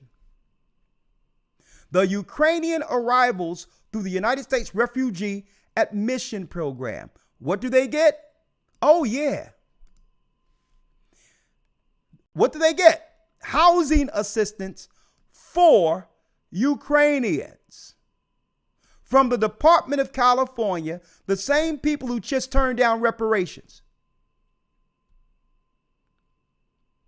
The UHPS, who came to the United States independently, as well as parolees processed under the United States Citizenship and Immigration Service Program. Uniting for Ukraine may be served through the HAU program. Folks, and I'm talking about in the hundreds of millions of dollars. They want us looking at Ukrainians and Haitians when they talk about the crime and all that. But really, it's really about the population of the United States when it comes to Europeans or white people becoming the minority and not the majority in the future. So this is nation against nation. This is about what? Sustaining their race while demonizing the children of Israel in the United States, which will lead to what? It will lead to 70 AD. Housing programs. And folks, at the same time, she is saying there's nothing for our people. Now, I have to give Trump a little credit. At least he did mention that what they've done has utterly decimated the children of Israel who were living in the United States before all of these immigrants was let in by them. That's the truth. She's here to decimate and gut our people. See, but the answer that he's coming through with, isn't going to help either. Because when they let these troops loose on our people, these people will come against us indiscriminately.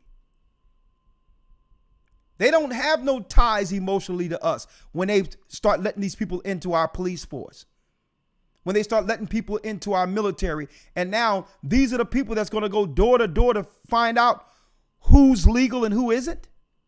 Oh, y'all didn't know that going door to door was actually within the questions on immigration, did you? Let's go. But I'm just showing you here, they are prepping people and demonizing people against Haitians, saying they're eating cats and all that. And Trump is going to actually use this talking point to why they'll probably need the military.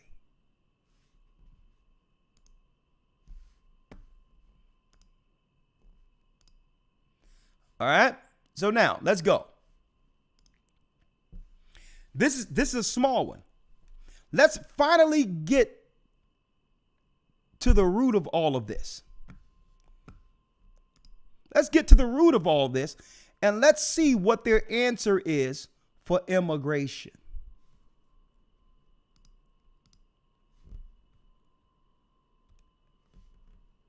Vice President Harris, you were tasked by President Biden with getting to the root causes of migration from Central America. We know that illegal border crossings reached a record high in the Biden administration. This past June, President Biden imposed tough new asylum restrictions. We know the numbers since then have dropped significantly. But my question to you tonight is, why did the administration wait until 6 months before the election to act? And would you have done anything differently from President Biden on this? Now, check out this softball question. Why you wait until 6 months before the election to actually do something? Right? And will you do something different than Joe Biden when she was the border czar? It was her position to oversee the border. You see how they trying to separate her from Biden? I'm the only person on this stage who has prosecuted transnational criminal organizations for the trafficking. Now, did anyone ask her about who she prosecuted? While she was what? A prosecutor in California years ago. Did anyone ask her about who she prosecuted? The question, let's go back to the question.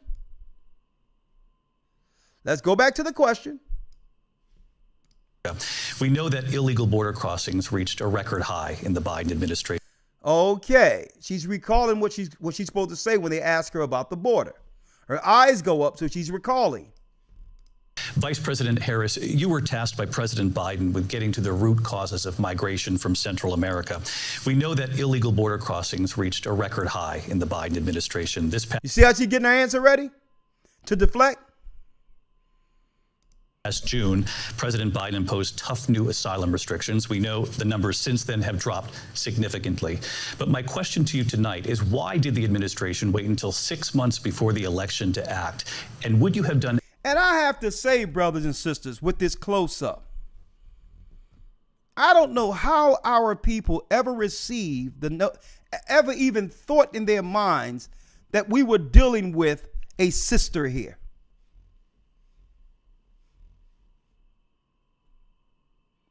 Are we starving for credibility and acceptance so bad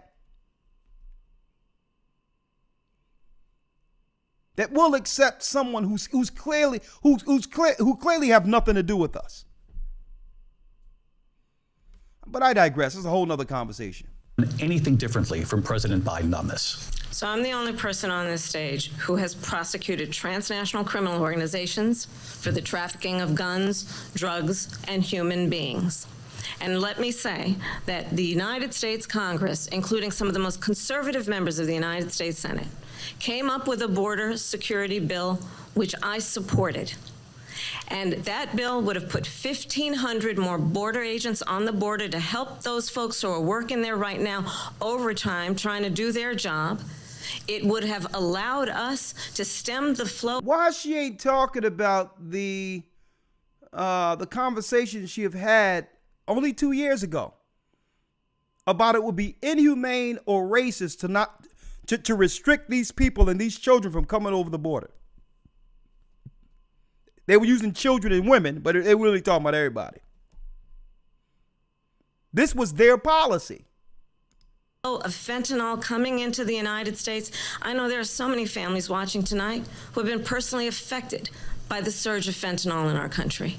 That bill would... Did anyone ask her about who's being affected by fentanyl?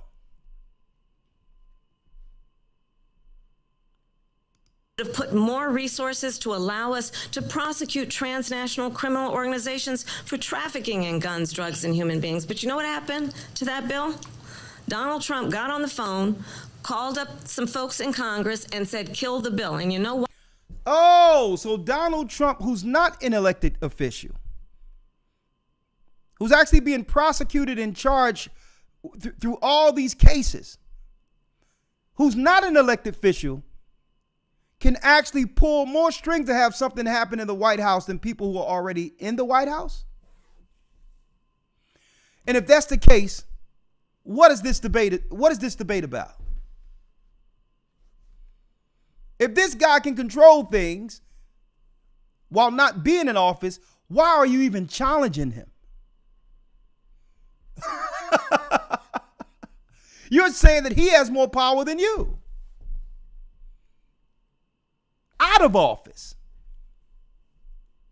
After getting convicted. This is a bad look. Why? Because he'd prefer to run on a problem instead of fixing a... Oh, it was Trump's fault that the immigrants were let in by the tens of millions for the last 3.5 years, folks. Problem. And understand, this comes at a time where the people of our country actually need a leader who engages in solutions, who actually addresses the problems. Is she answering any of the questions at hand? But what we have in the former president is someone who would prefer to run on a problem instead of fixing a problem. And I'll tell you something, he's going to talk about immigration a lot tonight, even when it's not the subject that is being raised. And I'm going to actually do something really unusual, and I'm going to invite you to attend one of Donald Trump's rallies, because it's a really interesting thing to watch. They done went from immigration to a rally. But I need y'all to listen clearly, folks. His answer to everything led to this broadcast tonight when it comes to what happened in 70 AD. Listen and listen good. Watch. You will see during the course of his rallies, he talks about fictional characters like Hannibal Lecter. He will talk about windmills cause cancer. And what you will also notice is these are all deflection tactics. Bad guy. He's a bad guy. He's a bad guy. So to not answer any questions or be accountable for the present totally decimated economy that's destroying the people here in the country, right? I would respect her if she was to say, you know what? These policies we've done have hurt the people. They've hurt the people. We meant for one thing to happen, but it had consequences and things got out of control and the economy rolled downhill. I would respect her more if she said that. Everything that we did was intentional, but we see how bad things are going. Since I helped break it, here are the directions we'll take going forward to fix it. You can respect a person like that. But you can't respect, folks, a leader is not a person who passed the buck when they are accountable. That's not a leader. A leader takes accountability for what their hands created. Good, bad, or indifferent, that's a leader. That people start leaving his rallies early out of exhaustion and boredom. And I will tell you, the one thing you will not hear him talk about is you. You will not hear him talk about your needs, your dreams, and your desires. And I'll tell you, I believe you deserve a president who actually puts you first, and I pledge to you that I will. Vice President Harris, thank you. President Trump, on that point, I want to get your response. Well, I would like to respond. Let me just ask, though, why did you try to kill that bill, and successfully so, that would have put thousands of additional agents and officers on the border? First, let me respond as to Now you notice they're holding him accountable, saying he killed the bill. And you notice they're not aiming the same type of, they're not clamping down on Kamala's inconsistencies at all. Notice that? the rallies. She said people start leaving. People don't go to her rallies. There's no reason to go. And the people that do go, she's bussing them in and paying them to be there, and then showing them in a different light. Fair use. So she can't talk about that. People don't leave my rallies. We have the biggest rallies, the most incredible rallies in the history of politics. That's because people want to take their country back. Our country is being lost. We're a failing nation. And it happened 3.5 years ago. And what's going on here, you're going to end up in World War III, just to go into another subject. What they have done to our country. Listen, number one, this is what he says. We're headed into World War III. Number one. Y'all have to listen to what he's saying here. Because if he's the next guy up, they're showing you what they're preparing for. Listen. By allowing these millions and millions of people to listen. And what's going on here, you're going to end up in World War III, just to go into another subject. What they have done to our country by allowing these millions and millions of people to come into our country, and look at what's happening to the towns all over the United States. And a lot of towns don't want to talk. It's not going to be Aurora or Springfield. A lot of towns don't want to talk about it because they're so embarrassed by it. In Springfield, they're eating the dogs, the people that... They're eating dogs and cats. Now, what he's not telling you is this is the demonization of Haitians. This is the demonization of Haitians. That came in, they're eating the cats, they're eating the pets of the people that live there. And this is what's happening in our country, and it's a shame. As far as rallies are concerned, as far as the reason they go is they like what I say. They want to bring our country back. They want to make America great again. It's a very simple phrase, make America great again. She's destroying this country, and if she becomes president, this country doesn't have a chance of success. Not only success, we'll end up being Venezuela on steroids. I just want to clarify here. You bring up Springfield, Ohio, and ABC News did reach out to this. Oh, you'll fact check him, right?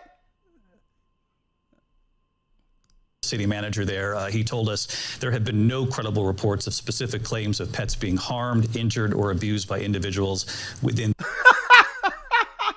Are these guys serious? Are these guys moderators?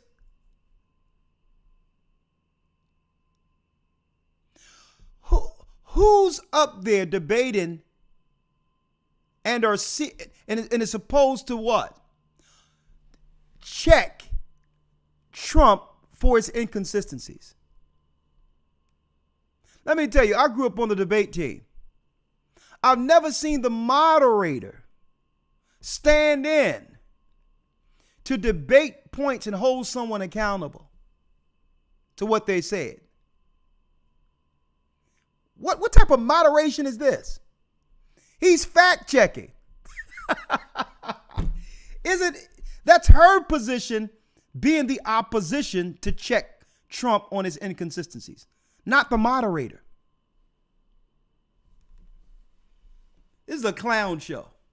The immigrant community. Well, I've seen people on television. Let me just say here, this is the people on television say my Look, dog was... Let me be clear. Look at this guy. What moderator say, let me be clear on something?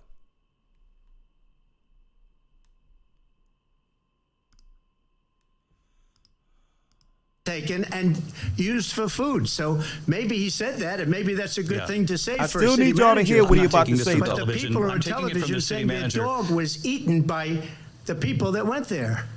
Again, the Springfield city manager says there's no evidence of that. Vice We'll President find Harris, out. I'll let you respond to the rest of what you've heard. You talk about extreme. This is, I think, one of the reasons why in this election I actually have the endorsement of 200 Republicans who have formally worked with President Bush, Mitt Romney, and John. When I hear that, see, President Trump, I'll give you a quick minute to respond here.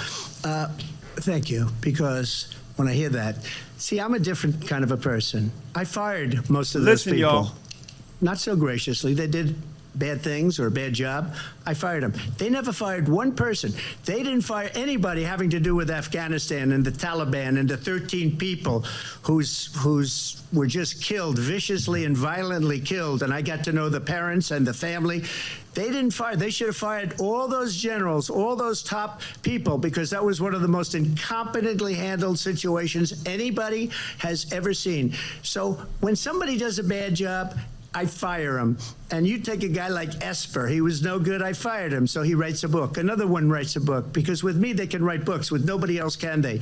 But they have done such a poor job, and they never fire anybody. Look at the economy. Look at the inflation. They didn't fire any of their economists. They have the same people. That's a good way not to have books written about you. But just to finish, I got more votes than any Republican in history by far. In fact, I got more votes than any sitting president in history by far. Let me continue on immigration. It was what you wanted to talk about. Now listen here, folks. Listen here. This is the 70 AD moment. This is the corporations asking Trump this question. Listen to this. Now, since we know the immigration is a problem, I said for years, they setting it up to have an excuse to come against our people in the inner cities with police and armies. Listen. Let me continue on immigration. It was what you wanted to talk about earlier, so let's get back to your deportation proposal. Your deportation proposal. Now, they've already set the table, letting everyone know that there's tens of millions of people that are here illegal in the United States, 10 to 20 million, since the time Biden and Kamala was voted in. So now, what is the mass deportation or the answer for these people now who've been assimilated all throughout the country, unimpeded by the authorities, folks? They're everywhere. So what's the answer? That the vice president has reacted to as well. President Trump, you call this the largest domestic deportation operation in the history of our country. You say you would use the National Guard. You say if things get out of control, you'd have no problem using the U.S. military. Police, yes. National Guard with local police. Remember that. This is coming from Trump now. Here's the answer to what they allowed the last 4 years. You also said you would use local police. How would you deport 11 million undocumented immigrants? I know you believe that number is much higher. Take us through this. How will you deport tens of millions, over 10 million illegals? Does this look like? Will authorities be going door to door in this country? Yeah. Will you be going door to door in this country? What did Trump say? What did Trump say? Listen good. See, I look at prophecy, folks, and I understand this guy didn't come up with the questions. The corporate payers are asking Trump a question. You say you would use the National Guard. You say if things get out of control, you'd have no problem using the U.S. military. Police, yes. You also said you would use local police. How would you deport 11 million undocumented immigrants? After they let these people spread all through the country and don't have no idea where they are, up in houses, up in commandeering apartment buildings, Think about this. All over the place, being financed by the government to just run wild without licenses, with cars and everything. And I'm talking about in the millions upon millions of people. How can you bridle something as grand as this without military? It's everything I told people years ago. This was their plan. This is why they were letting them in through the border. Now, because guess what? It doesn't matter who's in position. That would be the only answer for what they allow loose. Same thing with Nero. Same thing in 70 AD. You demonize, they're eating cats, they doing this, they doing that. They're stabbing people, demonizing. So then when the armies come, guess what? Oh, you think they're only going to be focused on illegals? I got an answer for that in a moment. Immigrants, I know you believe that number is much higher. Take us through this. What does this look like? Will authorities be going door to door in this country? Yeah, it is much higher because of them. They allowed. He said, yeah. Take us through this. What does this look like? Will authorities be going door to door in this country? Yeah. He said, yeah. Will they be going door to door in this country? Yeah. It is much higher because of them. They allowed criminals, many millions of criminals. They allowed terrorists. They allowed common street criminals. They allowed people to come in, drug dealers, to come into our country. And they're now in the United States and told by their countries like Venezuela, don't ever come back or we're going to kill you. Do you know that crime in Venezuela and crime in countries all over the world is way down? You know why? Because they've taken their criminals off the street and they've given them to her to put into our country. And this will be one of the greatest mistakes in history for them to allow. And I think they probably did it because they think they're going to get votes, but it's not worth it because they're destroying the fabric of our country by what they've done. There's never been anything done like this at all. They've destroyed the fabric of our country. Millions of people let in. And all over the world, crime is down. All over the world except here. Crime here is up and through the roof. Despite their fraudulent statements that they made, crime in this country is through the roof. And we have a new form of crime. It's called migrant crime. And it's happening at levels that nobody thought possible. President Trump, as you know, the FBI says overall violent crime is actually coming down in this country. He's going to fact check him again. But now, the immigration is actually dealing on both sides, brothers and sisters. Not only on the criminality side, but also the law enforcement side. Right?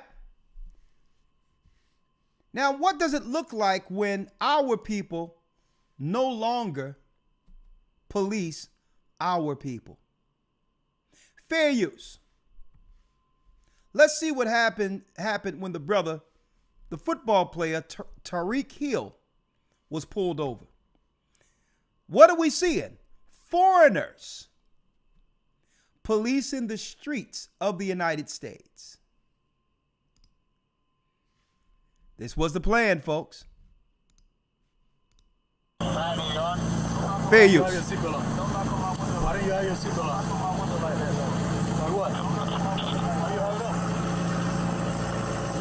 Look.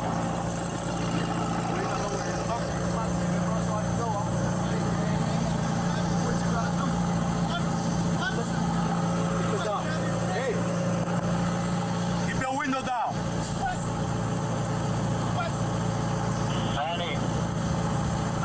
Listen to his accent. Hey, keep your window down. Keep your window down. I'm gonna get you out of the car. As a matter of fact, get out of the car. Give me that. Get out of the car. Give me that. We'll break that freaking window. Get out of the car. Get out of the car right now. Look. We're not playing this game. Get out. Get out. Get out. Get out. Get out. Get out. What part of blood don't you understand? Hey, Drew, I'm getting arrested, Drew. I'm getting arrested. Listen, all of these guys have accents. I'm getting out, bro. God. Folks, this is why they're bringing them over. This is why they're bringing them over. This is how they do police in South America and these other countries. And the police departments in these other countries are tied to cartels. Sometimes even in Africa and other places, when you're pulled over, hey, you got to just pay some money and say, listen, here's some money, and you look out for me. Everything is good. Bribery is the way to go in these countries. Now, suppose they have these people in that mindset who are policing their countries, policing our people. This is what happens. When we tell you to do something, you do it. You understand? You understand? Not what you want, but what we tell you. You're a little confused. I'm getting out, bro. Too late. Too late. All right, bro. Take me to jail, bro. Do what you. See that? Do y'all see that? Same thing in 70 AD. They use a pretext. They'll claim that there's some criminality, migrant criminality, and use that as a reason to add money to the budget for foreign police. And then the foreign police aren't getting immigrants. They're getting us. See how they play both sides against the middle? 70 AD all over again. And what are we looking at with that time span? From what? From, when you look at that time span, it was from around 64 BC to where 70 AD was the height. About a 5 to 6 year period to where it will be totally beyond control. And folks, we're entering that by the end of the next administration. Watch what I'm telling you. We're entering that before the end of the next administration. Our people, the children of Israel, God's people, even the Gentiles, even the white Christians in America, better stand up and understand what you're up against, because they are against anyone who believes in Christ. I'm going to tell you that right now. You better stand up, because an invasion of atheists, sinners, perverts, evildoers have been let loose for the last 4 years by the Marxists in this country. They've been let into this country to come against those who believe in Christ. Whether you believe it or not, they're going to start with us, but they're not going to end with us. The white Christians who stand by protecting themselves, not just with the First, but the Second Amendment, is their greatest threat. But the greatest threat, even outside of the carnal weapons they're seeking to actually confiscate, the greatest weapon are those who oppose the God of this world, those who believe in Christ. And folks, that's what they're putting their armies in place for. Our people better wake up. This is where our people are right now. And then I'll open up the lines, Isaiah 30, verse 12. And then I'll have some announcements while opening up the lines here. And you can tell me what you think on this particular scenario, understanding that what? There's nothing new under the sun. We're under the same cycle we were. Demonization before destruction. The same mode they were in before Nero lied on us, demonized our people, and around 64 BC, and used that as a political football aimed towards destroying a specific people who they felt was disrupting the political landscape of Rome. And today, it's those who believe in Christ, primarily the children of Israel. That's who they're targeting. Isaiah 30, let's read that real quick. Isaiah 30. This is what our people are saying. Our people say to the seers, see not. And to the prophets, prophesy not unto us right things. Speak unto us smooth things. Our people want us to lie to them. Prophesy deceits. Get you out of the way. Turn aside out of the path and cause the Holy One of Israel to cease from before us. We don't want to hear that Israel stuff. We don't want to hear that Bible stuff. You better hear it. The only answer to how to get through what's about to come or what's here is in this book.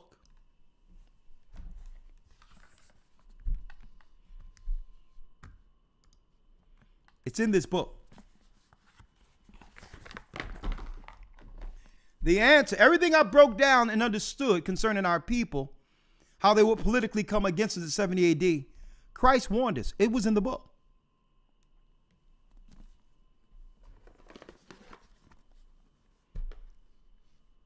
If you don't listen, you're going down. And our God say, wherefore thus saith the Holy One of Israel. Because you despise this word, because you hate the Bible and trust in oppression. You trust in the hope your politicians are giving you. When these are the same people that were set up to what? To keep the status quo, to keep the proverbial Edomite foot on your neck. And you're trusting them. And the only thing they got to say is catchy phrases like, catchy words like hope, change. That's you trusting in oppression. When politicians are put in place to keep the status quo, not to rock the boat, and perverseness, and stay thereon. The only thing that our people, this is why our people trust in oppression, because what? We're not judged when we indulge in outright Roman perverseness.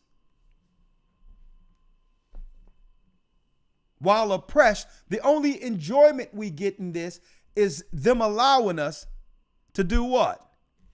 Go right into their satanic perverted parties and deal with evil satanic sexual access. And a lot of us will compromise our morals for it. LGBTQ, anyone?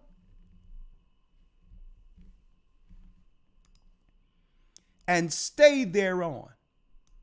Therefore, since you don't want to listen, this iniquity shall be to you as a breach ready to fall. Just like 70 AD. Swelling out in a high wall whose breaking cometh suddenly at an instant. You've been warned. They're letting these people in for a political reason. And guess what?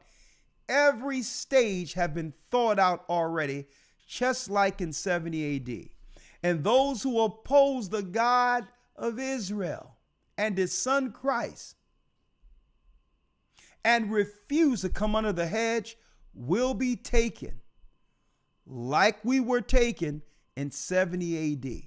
Those who took heed to the prophecy already made provisions through refuge and were guided by the Holy Spirit to escape the destruction that came on our people. And folks, the same spirit of destruction that happened back then is in the earth.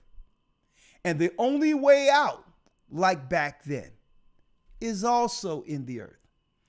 Which side will you fall on? 515-605-9327. Before I open up the line, let me say outright that this weekend, even though we'll have the ceremony Saturday coming in, we're going to be camping this coming Friday, going out for for tabernacles, all right? To set up our tents, RVs, whatever we got out there, as long as we in booths, y'all can bring it all out and we'll camp out together, okay? We'll have food during the whole week. We'll also have different types of small symposiums. We're going to have singing, a lot of entertainment. One thing we're going to be having is discussions, Bible discussions during the week, studies that we'll be doing together during the week, history studies. We have a basketball tournament during that week where, hey, Shawan, you got me a shirt, Elder Lawyer a shirt. We're going to get down with the young guys and play a little ball. All right. Hope I don't twist an ankle. And it's going to be a good time with the family from this weekend. Okay. We're going to have a class Saturday, and we're going to close it out next Saturday. Okay. 7 nights, 8 days camping. And brothers and sisters, you're camping throughout the whole earth for Tabernacles this weekend.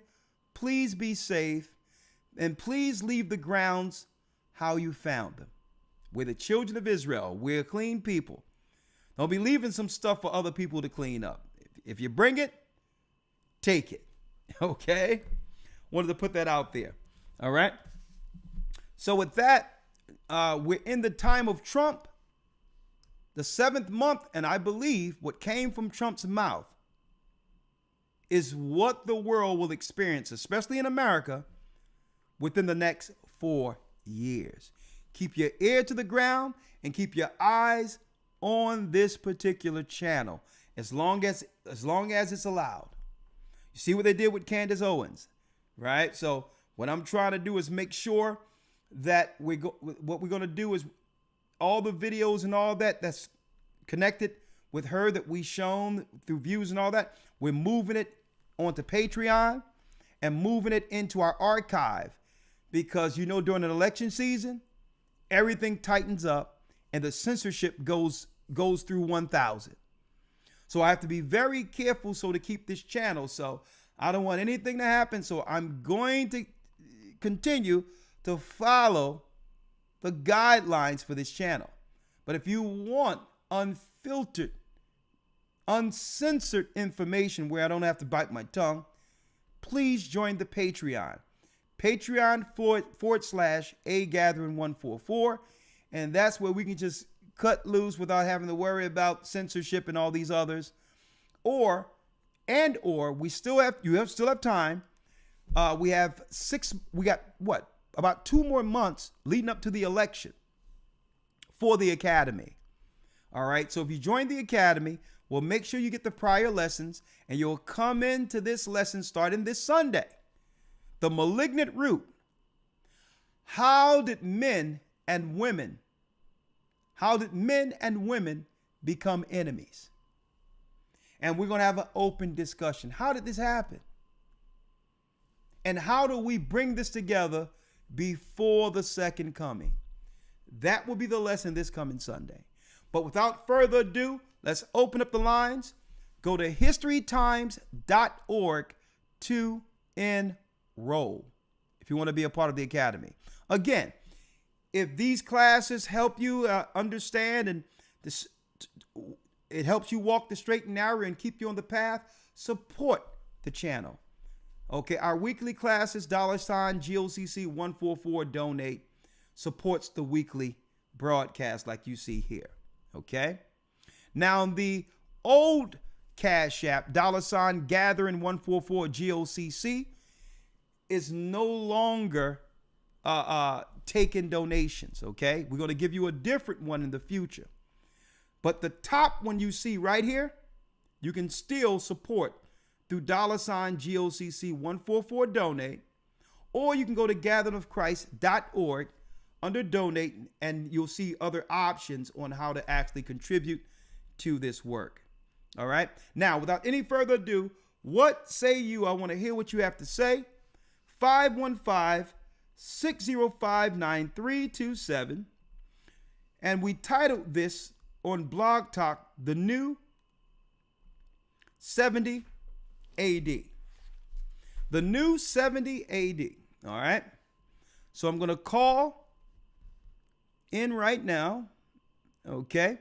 We got 11 minutes until the queue is closed. Okay. We have 11 minutes before the queue is closed. So if you're going to get in now. 515-605-9327. All right. Let's go.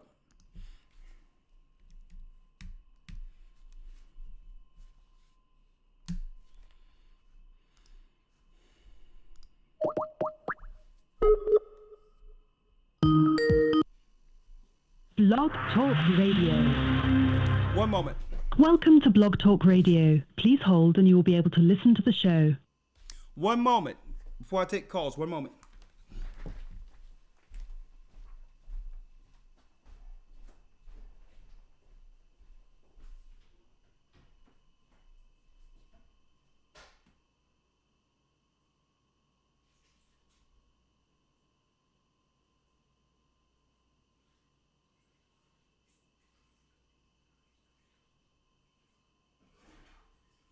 Unmuted.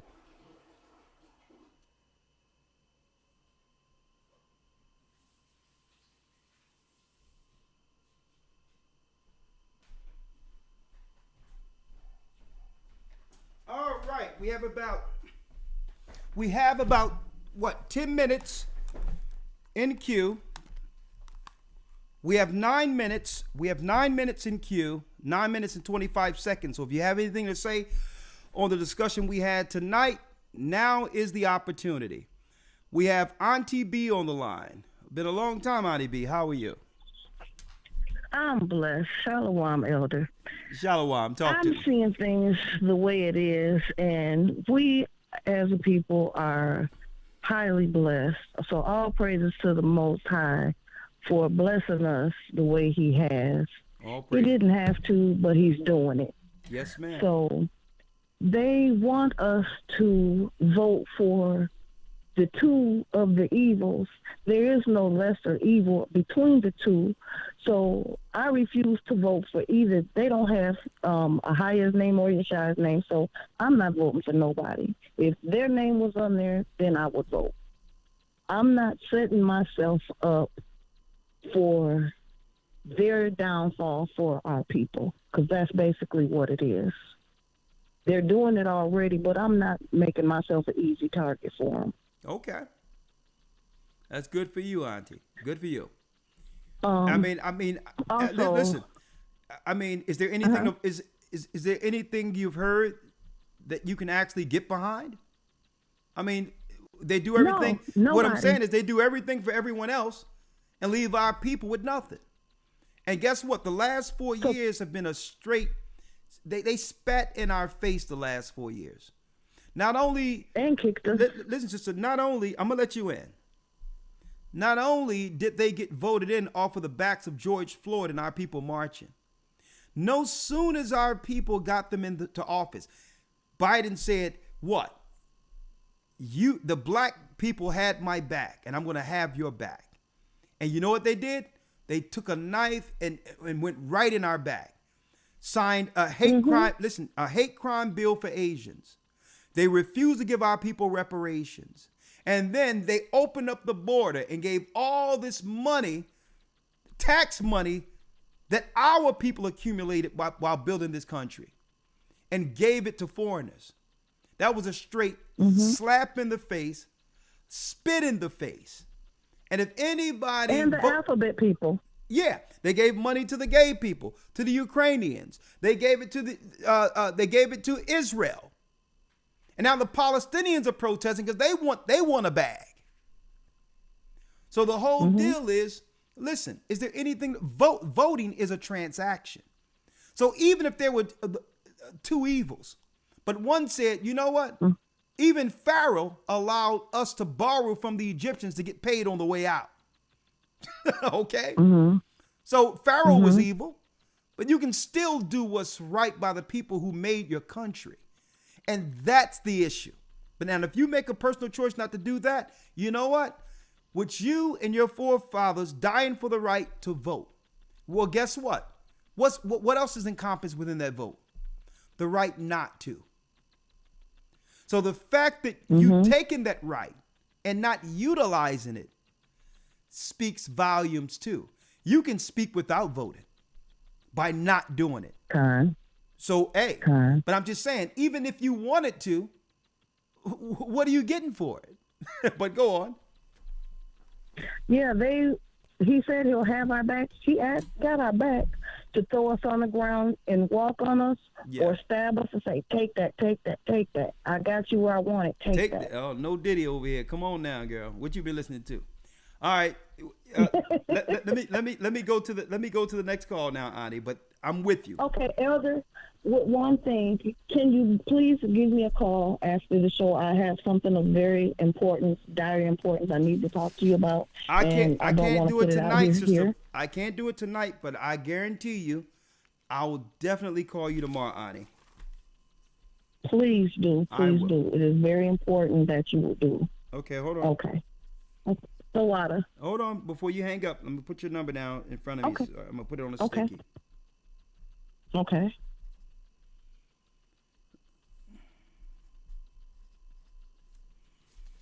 All right. Thank you, sister. I'm going to call you tomorrow, okay? Okay, Tawada. Everybody be blessed. All right. Keep your eyes open to everything, because I just witnessed something that almost happened to me, but I had my eyes open and seen it. What almost happened to you? There was, I don't know who they were, what nationality they were, but it was early one morning. I was taking my dogs outside. I had one dog with me, and I just moved to a new area. There was a white van. You know, they have what they call the snatcher van. No windows, no tent, just a solid white van. They came through one parking lot and were sitting watching me. And then they disappeared and came through another parking lot where they were sitting in front of me, where I have my dogs to go and use the bathroom. They stopped there, and I seen the door start sliding. I snatched my dog up, and I ran back in my house. I came in here and got my protection. I woke my husband up and said, "Hey, something ain't right out there. Let's get it." Let's get it. And he came back outside. We came out with all three of my dogs. All right. And togetherness. Well, sister, guess what? And that van you talking about, this is not the first time. That same van, they do stuff like that over in Egypt and all that.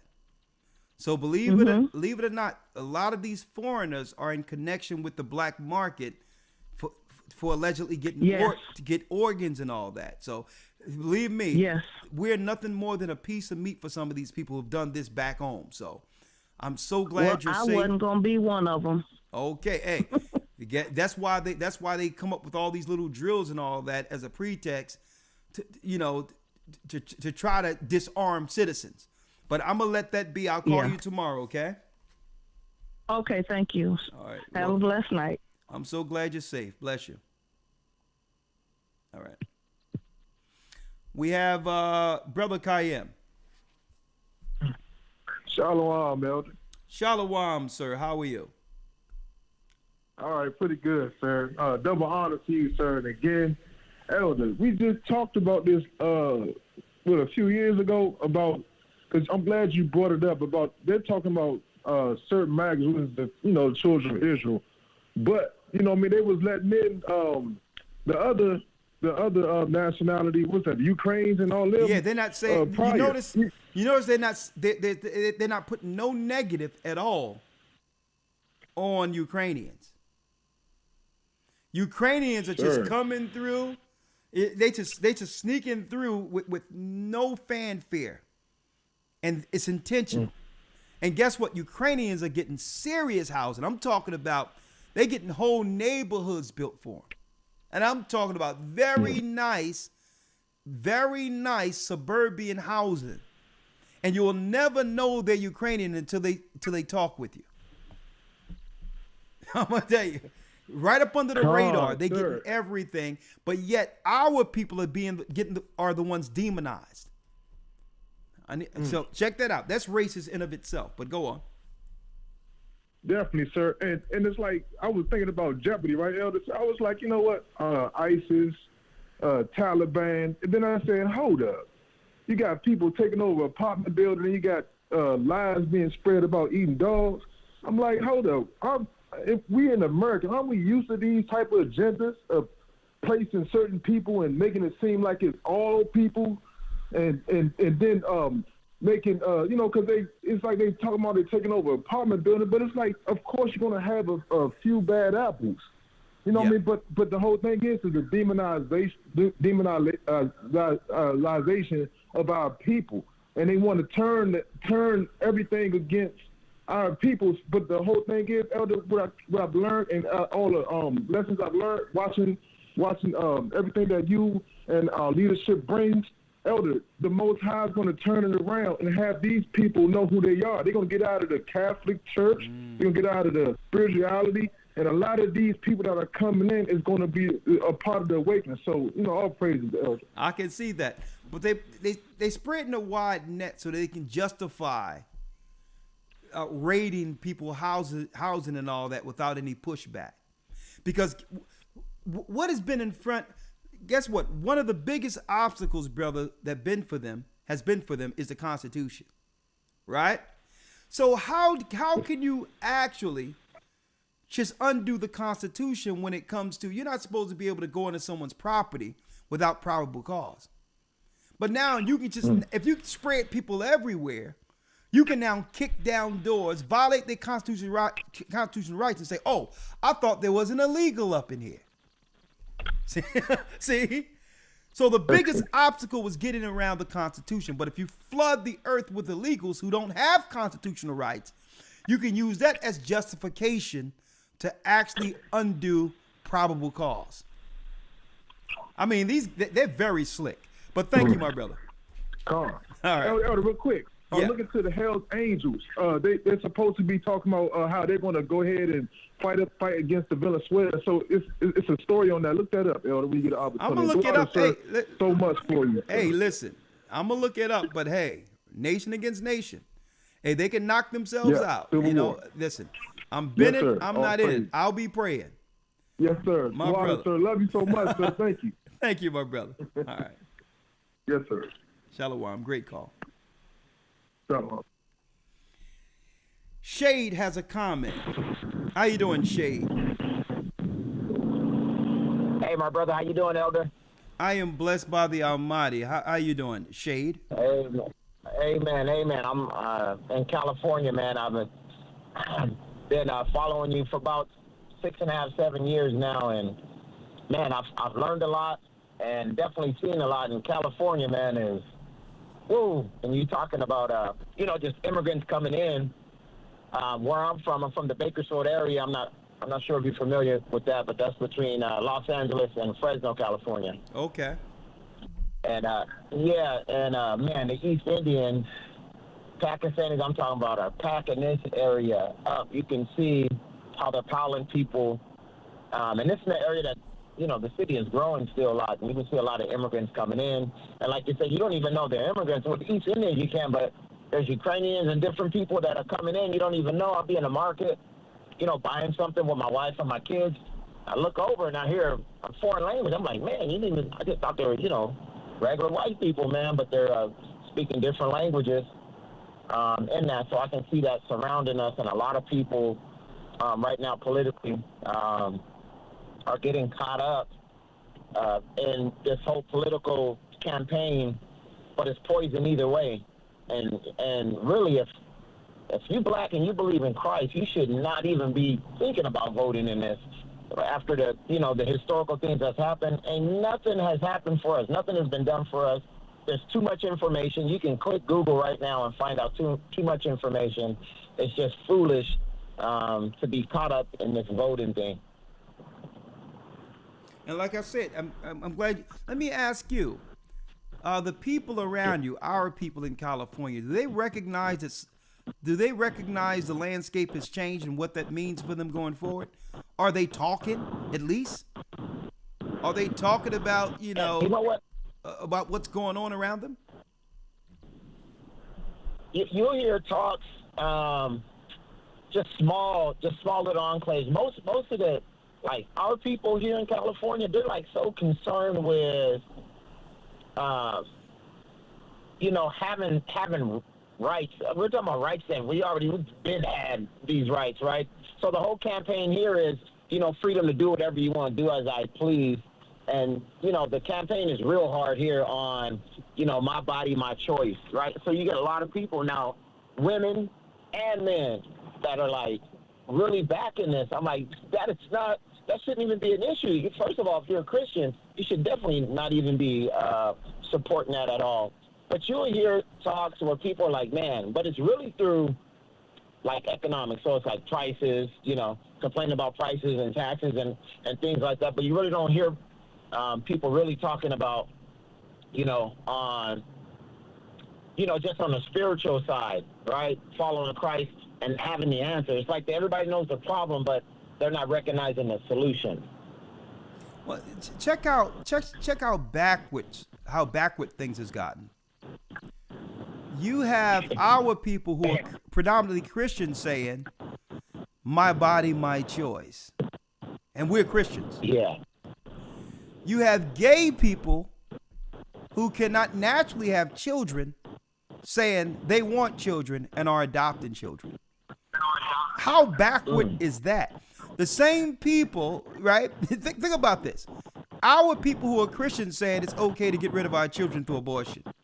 Gay people who really that action according to God is anti-Bible are saying we want family. If you don't want the baby, we'll adopt it. So, I mean, they done twist things upside down. Now, check this out.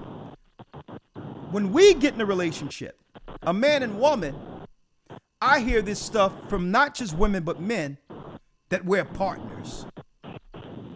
Gay people, gay people used to be partners. Now they're married.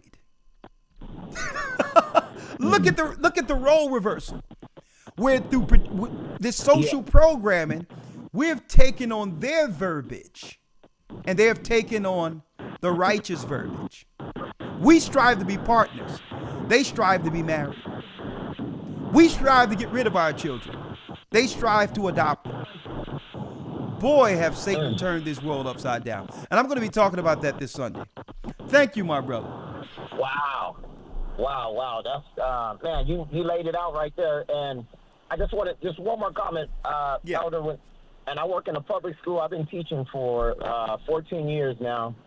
And, I always often talk to my wife like, man, you know what, I need a thing. There's got to be an exit plan because it's getting worse and worse in that. But what I'm finding out is, first of all, for men, whether you black, white, or a lot of men are not standing up and not, as a Christian man, not standing up. They're just allowing things and, like that, like partners. Like, ooh, my wife is my wife. She ain't my partner. Like, and so these things are being allowed because people are just going with the flow instead of standing up. And what they don't realize is when we stand up, that's when God allows the Holy Spirit to protect us. We're not going to be raptured up. We got to, God is going to, save us through there, but we got to go through the trials like everyone else. And if we're not standing up, there's no protection for you now. And that's what I'm seeing. A lot of people just taking the easy road. And I see that in men today. Instead of standing up and speaking as a man, they just go with the flow. So, well, brother, I'm going to tell you. Yeah, you hit the nail right on the head. Brother Shade, we're going to need brothers like you because there's a dearth of male teachers. And so I want to talk to you about putting a program together so that we can get some schooling going on for our people. Right? So I'm going to give you a call sometimes next week while I'm out camping, okay? We're going to talk. Yes, brother. Yes, I've been thinking about that for some years now, Pastor. I've been thinking about that. It's I'm time. Like, man. It's time. Hey, man, just give me a call. I've been doing it for 15 years. I'm fully credentialed. So please, man, wherever the Lord can use me, man, I'm available. Okay, well, I want to do like a co-op type of teaching thing internationally where people can come in through every grade and learn not just their ABCs, their mathematics, but true history in the curricula, and still be able to go take their SATs at their respective areas, under a homeschooling program. So I'm going to put this together. I'm going to talk to you about it. Okay. All right. I appreciate it, brother. All right. Shalom. Okay.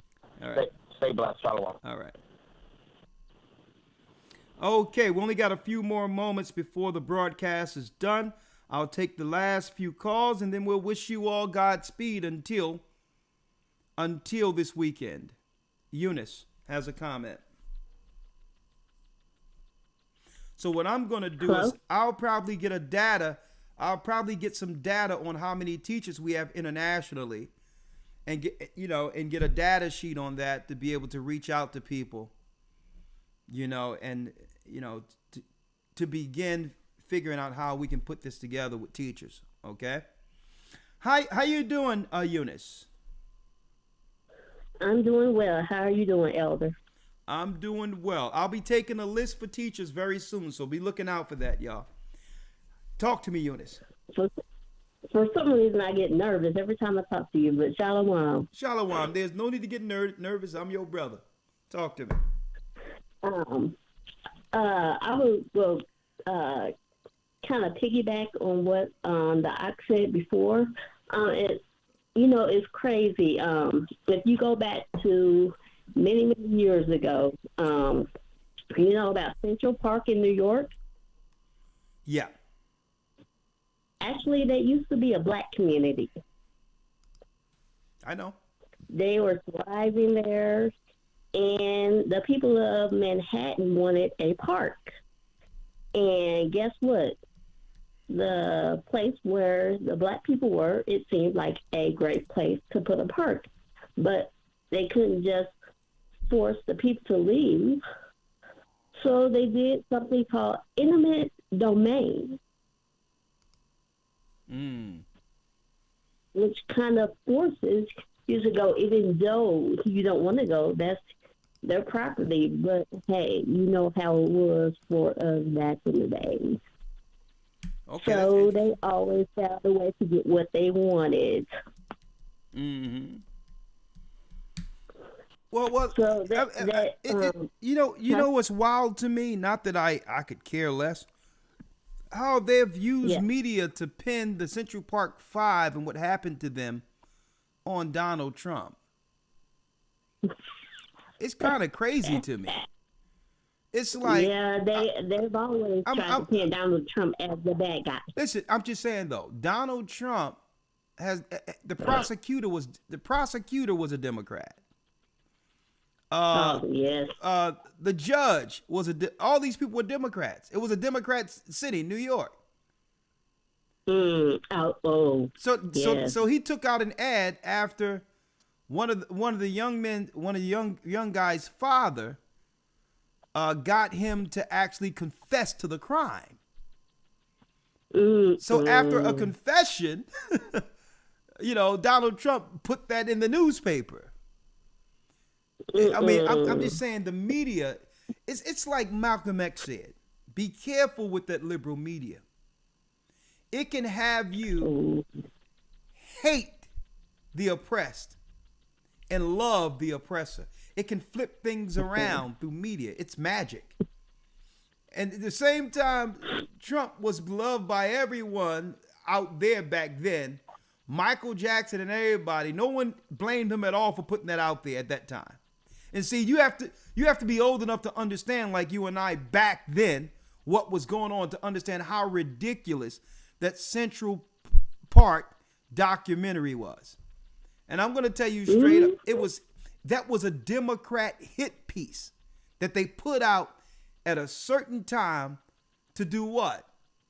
To actually impact the election. It was a Democrat hit piece. Let me tell you, man, the Democrats, even before Martin Luther King, was always grimy. They were the ones, Democrats, that were hanging us from trees in the South. It's like they just slimy. But thank you, sister. Bless you. Shalom. Shalom. Charity has a comment. Hello, Shalom. Shalom. And see, that's why, thank you. Someone says that's why she's going to throw away the TV. Folks, that's why I tell y'all, folks, don't listen to what you hear on the TV. TV is sheerly entertainment. That's it. And it's programming. That's why they call it program. So I filter everything I see through what I know in here. We talked about the propaganda department of the United States last Sunday in the Academy. Do you know that the United States government has a propaganda department? where it's justifiable for them to say untruths or not absolute truths for the sake of national security. So they can actually say, they can put a piece together and have everyone believe that it happened that way. But it's only propaganda. So, hey, that's why when the George Floyd thing happened, when all these stuff happened, I'm like, listen, don't get triggered with what y'all see on the TV, folks. They'll trigger you emotionally, and you'll realize that that they actually pulled you into their spell for their political outcomes. So when I hear about a shooting, when I hear about this, listen, if I didn't see it, it didn't happen. Go ahead, Charity. Sorry about that. Shalom, Elder. Nah, you're good. Thank you for taking my call. Yeah. I just wanted to say that regarding the immigrant situation, I just want to confirm, because like with the job that I have, it's so true, because, and I think that I know for sure they're lying about the numbers that they let in, because I worked at LAX for the past 5 years, and I was a customer service agent. Okay. And I used to check the people in. Like, I worked for, like, the top 5 legacy carriers. I got friends at United, American. They were coming in, Delta, all that, Alaska. They were coming in by the thousands. Like, thousands. I was checking them in. Like, me and my friends, we were checking them in. And they're coming, like, they got 5, 10 people in their family each. They're giving them money. They're shipping them up north. So, like, a lot of where the Venezuelans are in Denver, they're, like, sending them to, like, you said they got whole neighborhoods. Look up Kent, Washington. Like, they got the whole neighborhoods. Like, they're just shipping them to Oregon, shipping them to Washington, shipping them to up those north states, the northern states. And they're giving them a lot of money. And, like, I saw it with my own eyes. And then also, like, with the job that I have now, I'm security. I do security as well. Like, I'm a flight attendant, and I do security on the side. I'm supposed to have my arm credential, right? And they've been kind of like, they've been hindering it. But, like, they'll let these other people who are Middle Eastern, they'll come in, and they're putting them in, like, straight away to these armed roles, straight away to these ranger positions to, like, govern our people, and they don't have no type of respect for our people. Like, they come over here and they're taught to look down at our people. Like, we don't have no God, we don't have no shame. Like, look at us. Like, because I work at a homeless center, so it's like it's a lot of our Judah people who are, like, out of their minds at their lowest estate, and they're just taught to, like, they already see us as a lower estate. So, like, when they come over there, they got guns, and, like, so any type of minor aggression, they're ready to put them down. So it's just like, I confirm it, and then it's like a lot of people coming over here, they're getting police jobs, but they don't respect our people in the community. And these are the people that are governing, like, that are patrolling our communities, and it's like, you don't even know our people, you don't even understand our people, like how we talk or anything. So it's like any little thing, you're ready to pull the trigger. And I just confirm you, because that's what I see all the time. Like, and I know for a fact that they're giving them thousands of dollars, and a lot of people were coming in that summer, from the time that you listed, from the 2022 to, like, September. Like, it was thousands of thousands, because I checked them in, and, like, I processed their passports. So it's like, it was a lot of them coming. Well, I'll tell you what, I don't know they bringing over, but let me tell you, they're in for a rude awakening. I'm going to tell you, sister, I'm going to tell you, it may take Judah a couple of minutes to figure out what's going on, but when we figure it out, things get popping. So I don't know where they're from, but after what we went through with chattel slavery and everything else, I don't think anything they've ever experienced in their life can have them understand what they're up against when it comes to our people. The Most High made us into something else with what we went through. So they didn't have to go through that. They don't know how it is to be exiled and thrown away by your own people, only to rise above it all against the enemy. Now, if you trap that type of person in the corner, guess who's going to come out of that corner a winner? So I don't know what they think this is. Maybe they got MTV or BET over there. But guess what? What Judah can become was never televised. Okay? So they may think they're ready for what's about to happen. And especially when our God gets behind us. When all of this is going to move us into a corner, and it's going to be the Red Sea on one side and Pharaoh's army on the other, and then our God will intervene. And guess what? They will get twisted like Philadelphia pretzels. Okay? Thank you. I appreciate you. Good point, though. Everything you're saying is real. It's here.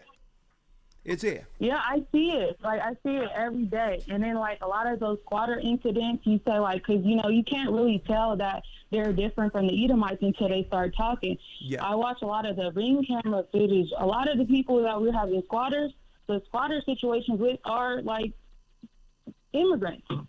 They're like those people, and it's like they're like coming into people's houses, and it's like I've seen a lot of people have to go through the process of evicting an intruder out of their own house. And I just thank the Most High that, like I said, I'm a flight attendant. I'll be gone sometimes, that I haven't had anyone like I have to deal with that. So I've been protected. Okay. But yeah. Well, sister, keep your head up. Great call, and stay prayed up. We're in it. But guess what? We're in it to win it. Bless you. All right, we have Kelly, and then we'll end it with Sunshine. How you doing, Kelly? Hey, shalom, brother. How you doing, sir? I'm okay. It's a pleasure to speak with you, man. I have seen you years ago when you was maybe younger. Mm-hmm. But I have a question. This might not be on the topic, but you claim Judah, right? You from the tribe of Judah? Yes, sir. Can I ask you a question? Is your mother from the South?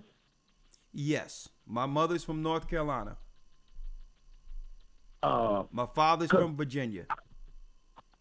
Okay, because I don't know if anybody told you this, but you act like a priest. You have the spirit of a priest, bro, like Levi. Hey, now the brother. Oh, okay. So since you say that, hey, bro. When I say who knows, I was born in Lake Charles, Louisiana, but my father, I know he's from Virginia, and we have, believe it or not, we have a long history of pastors on my father's side. Now, I wouldn't doubt if I'm probably my mother on my mother's side is Levi, but my father, oh yeah, he's Judah. Okay. Well, you say your mother, maybe your mother, because I'm from the South. Okay. I was born and raised in the South, and we know, like, that spirit, it's like a vibration. You know who's like African American, Haitian, Jamaican. You can automatically pick it up. Now, the spirit you have, and the passion and the humbleness you have a spirit like a Levite. I know a lot of patient Judites, but hey, brother, listen. If the Most High showed me later that I'm of Levi, then hey, as long as I'm up in there, I'm okay. Okay. Right now, all praises. Okay. Now, I want to ask you a question. Is there any kind of way possible that we can have a talk, outside of this live talk? Because when I came home, I seen you on YouTube and it was live, and I've been trying to get a hold of you to talk to you for years. So when you came home from where? From work. Okay. When I came home from work, I seen you. I was on YouTube. I seen your live video was live, so I wanted to talk to you about some things. Okay. And okay, and Kelly. Also with the. I'll tell you what, Kelly. I just wrote your number down. I'll put you in parentheses. I'm gonna put this sticky up, and I'll call you before 3 o'clock tomorrow. Is that good? Let's see, before 3. It'll be any time before 3. It'll be around 3. Okay. Round 3. All right. Yeah. Would you call me, brother? I appreciate it, bro. I'll call you, my brother. It'll be and bro, I asked the Most High to put, to pray, just I want you I ain't gonna ask. Not asking you, but I'm just asking you to pray on this, because your spirit is a Levite, bro, and it's on you. So it's just because I see a lot of these brothers in these camps, and Judah has a more of a aggressive approach, and you have more of an approach to. I think I might not be, I don't want to go off my opinion, but you can pull us together, bro. That spirit on you. You don't have that argumentative, debative, grouchy spirit. You have a spirit that can unite these camps, bro.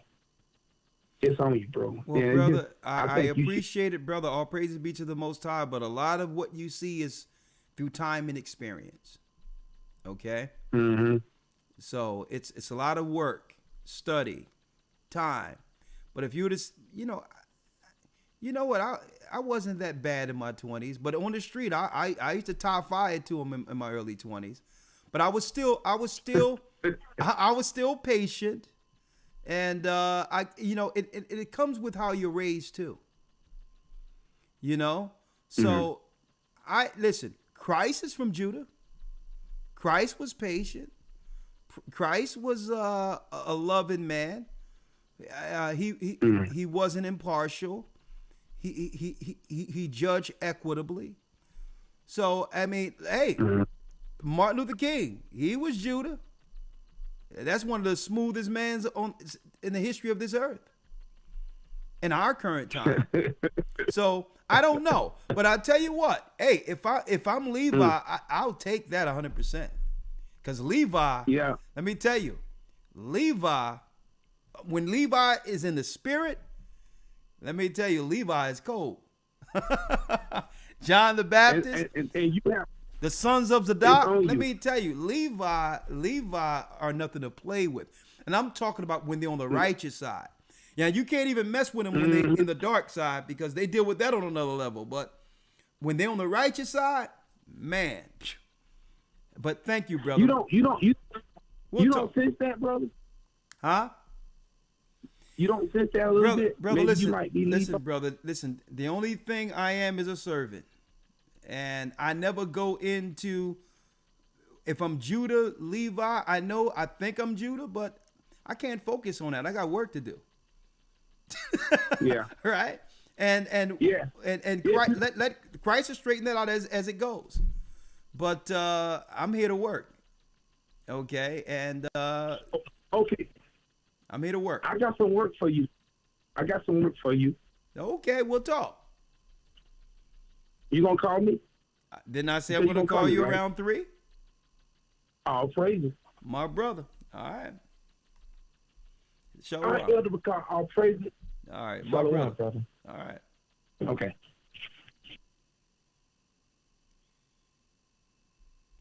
Sunshine. How you doing? Shalom, hi. How you doing, sister? Hi, Elder, hi. Break it down. Hi, shalom. Okay, Elder.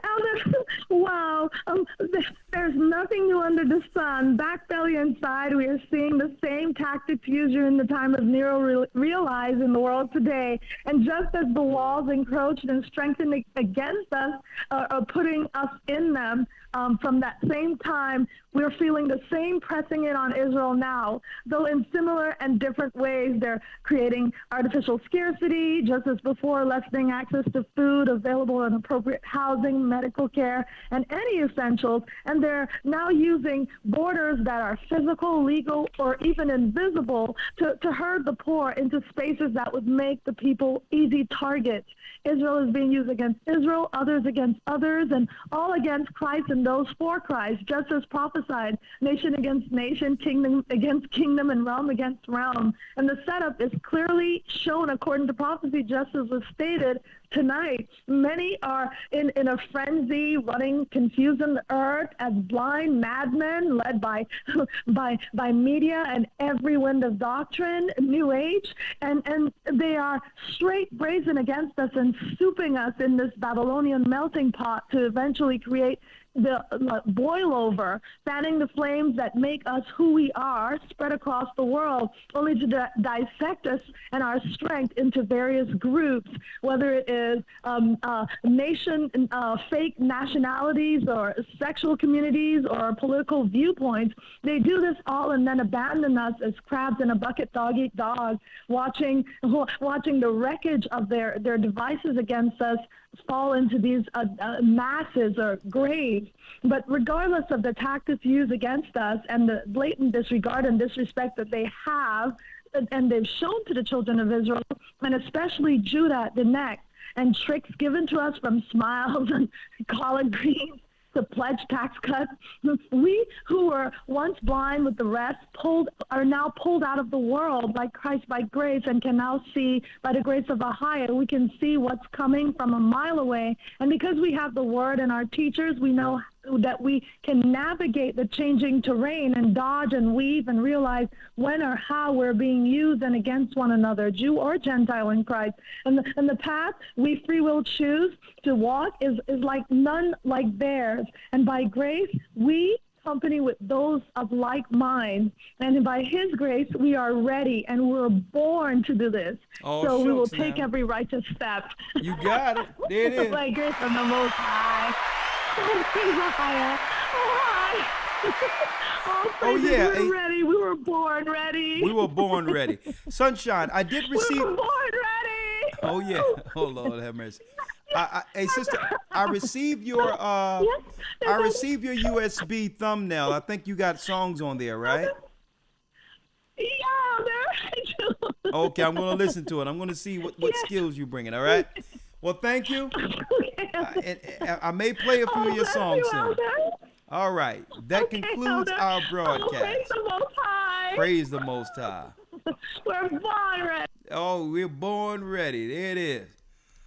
I'm Elder Rick Carshaw, the Gathering of Christ Church. Here it is, the beginning of Troubles Revealed. Trump already dropped what to prepare for if he's elected. And guess what? As we come close to that time, understand the spirit of 70 AD is near. Now, we do have some time. Keep your ears and eyes open. Stay clicked in. Get your passport, your identifications right. Get your affairs in your home together. We're on our way to Zion. Why? Because Babylon the Great is fallen. Shalom. Have a blessed evening, and I'll see you all during Feast of Tabernacles.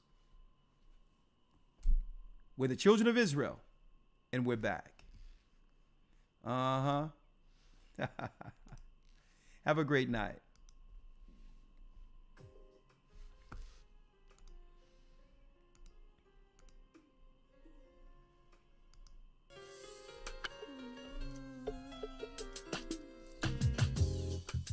The East is where we're from.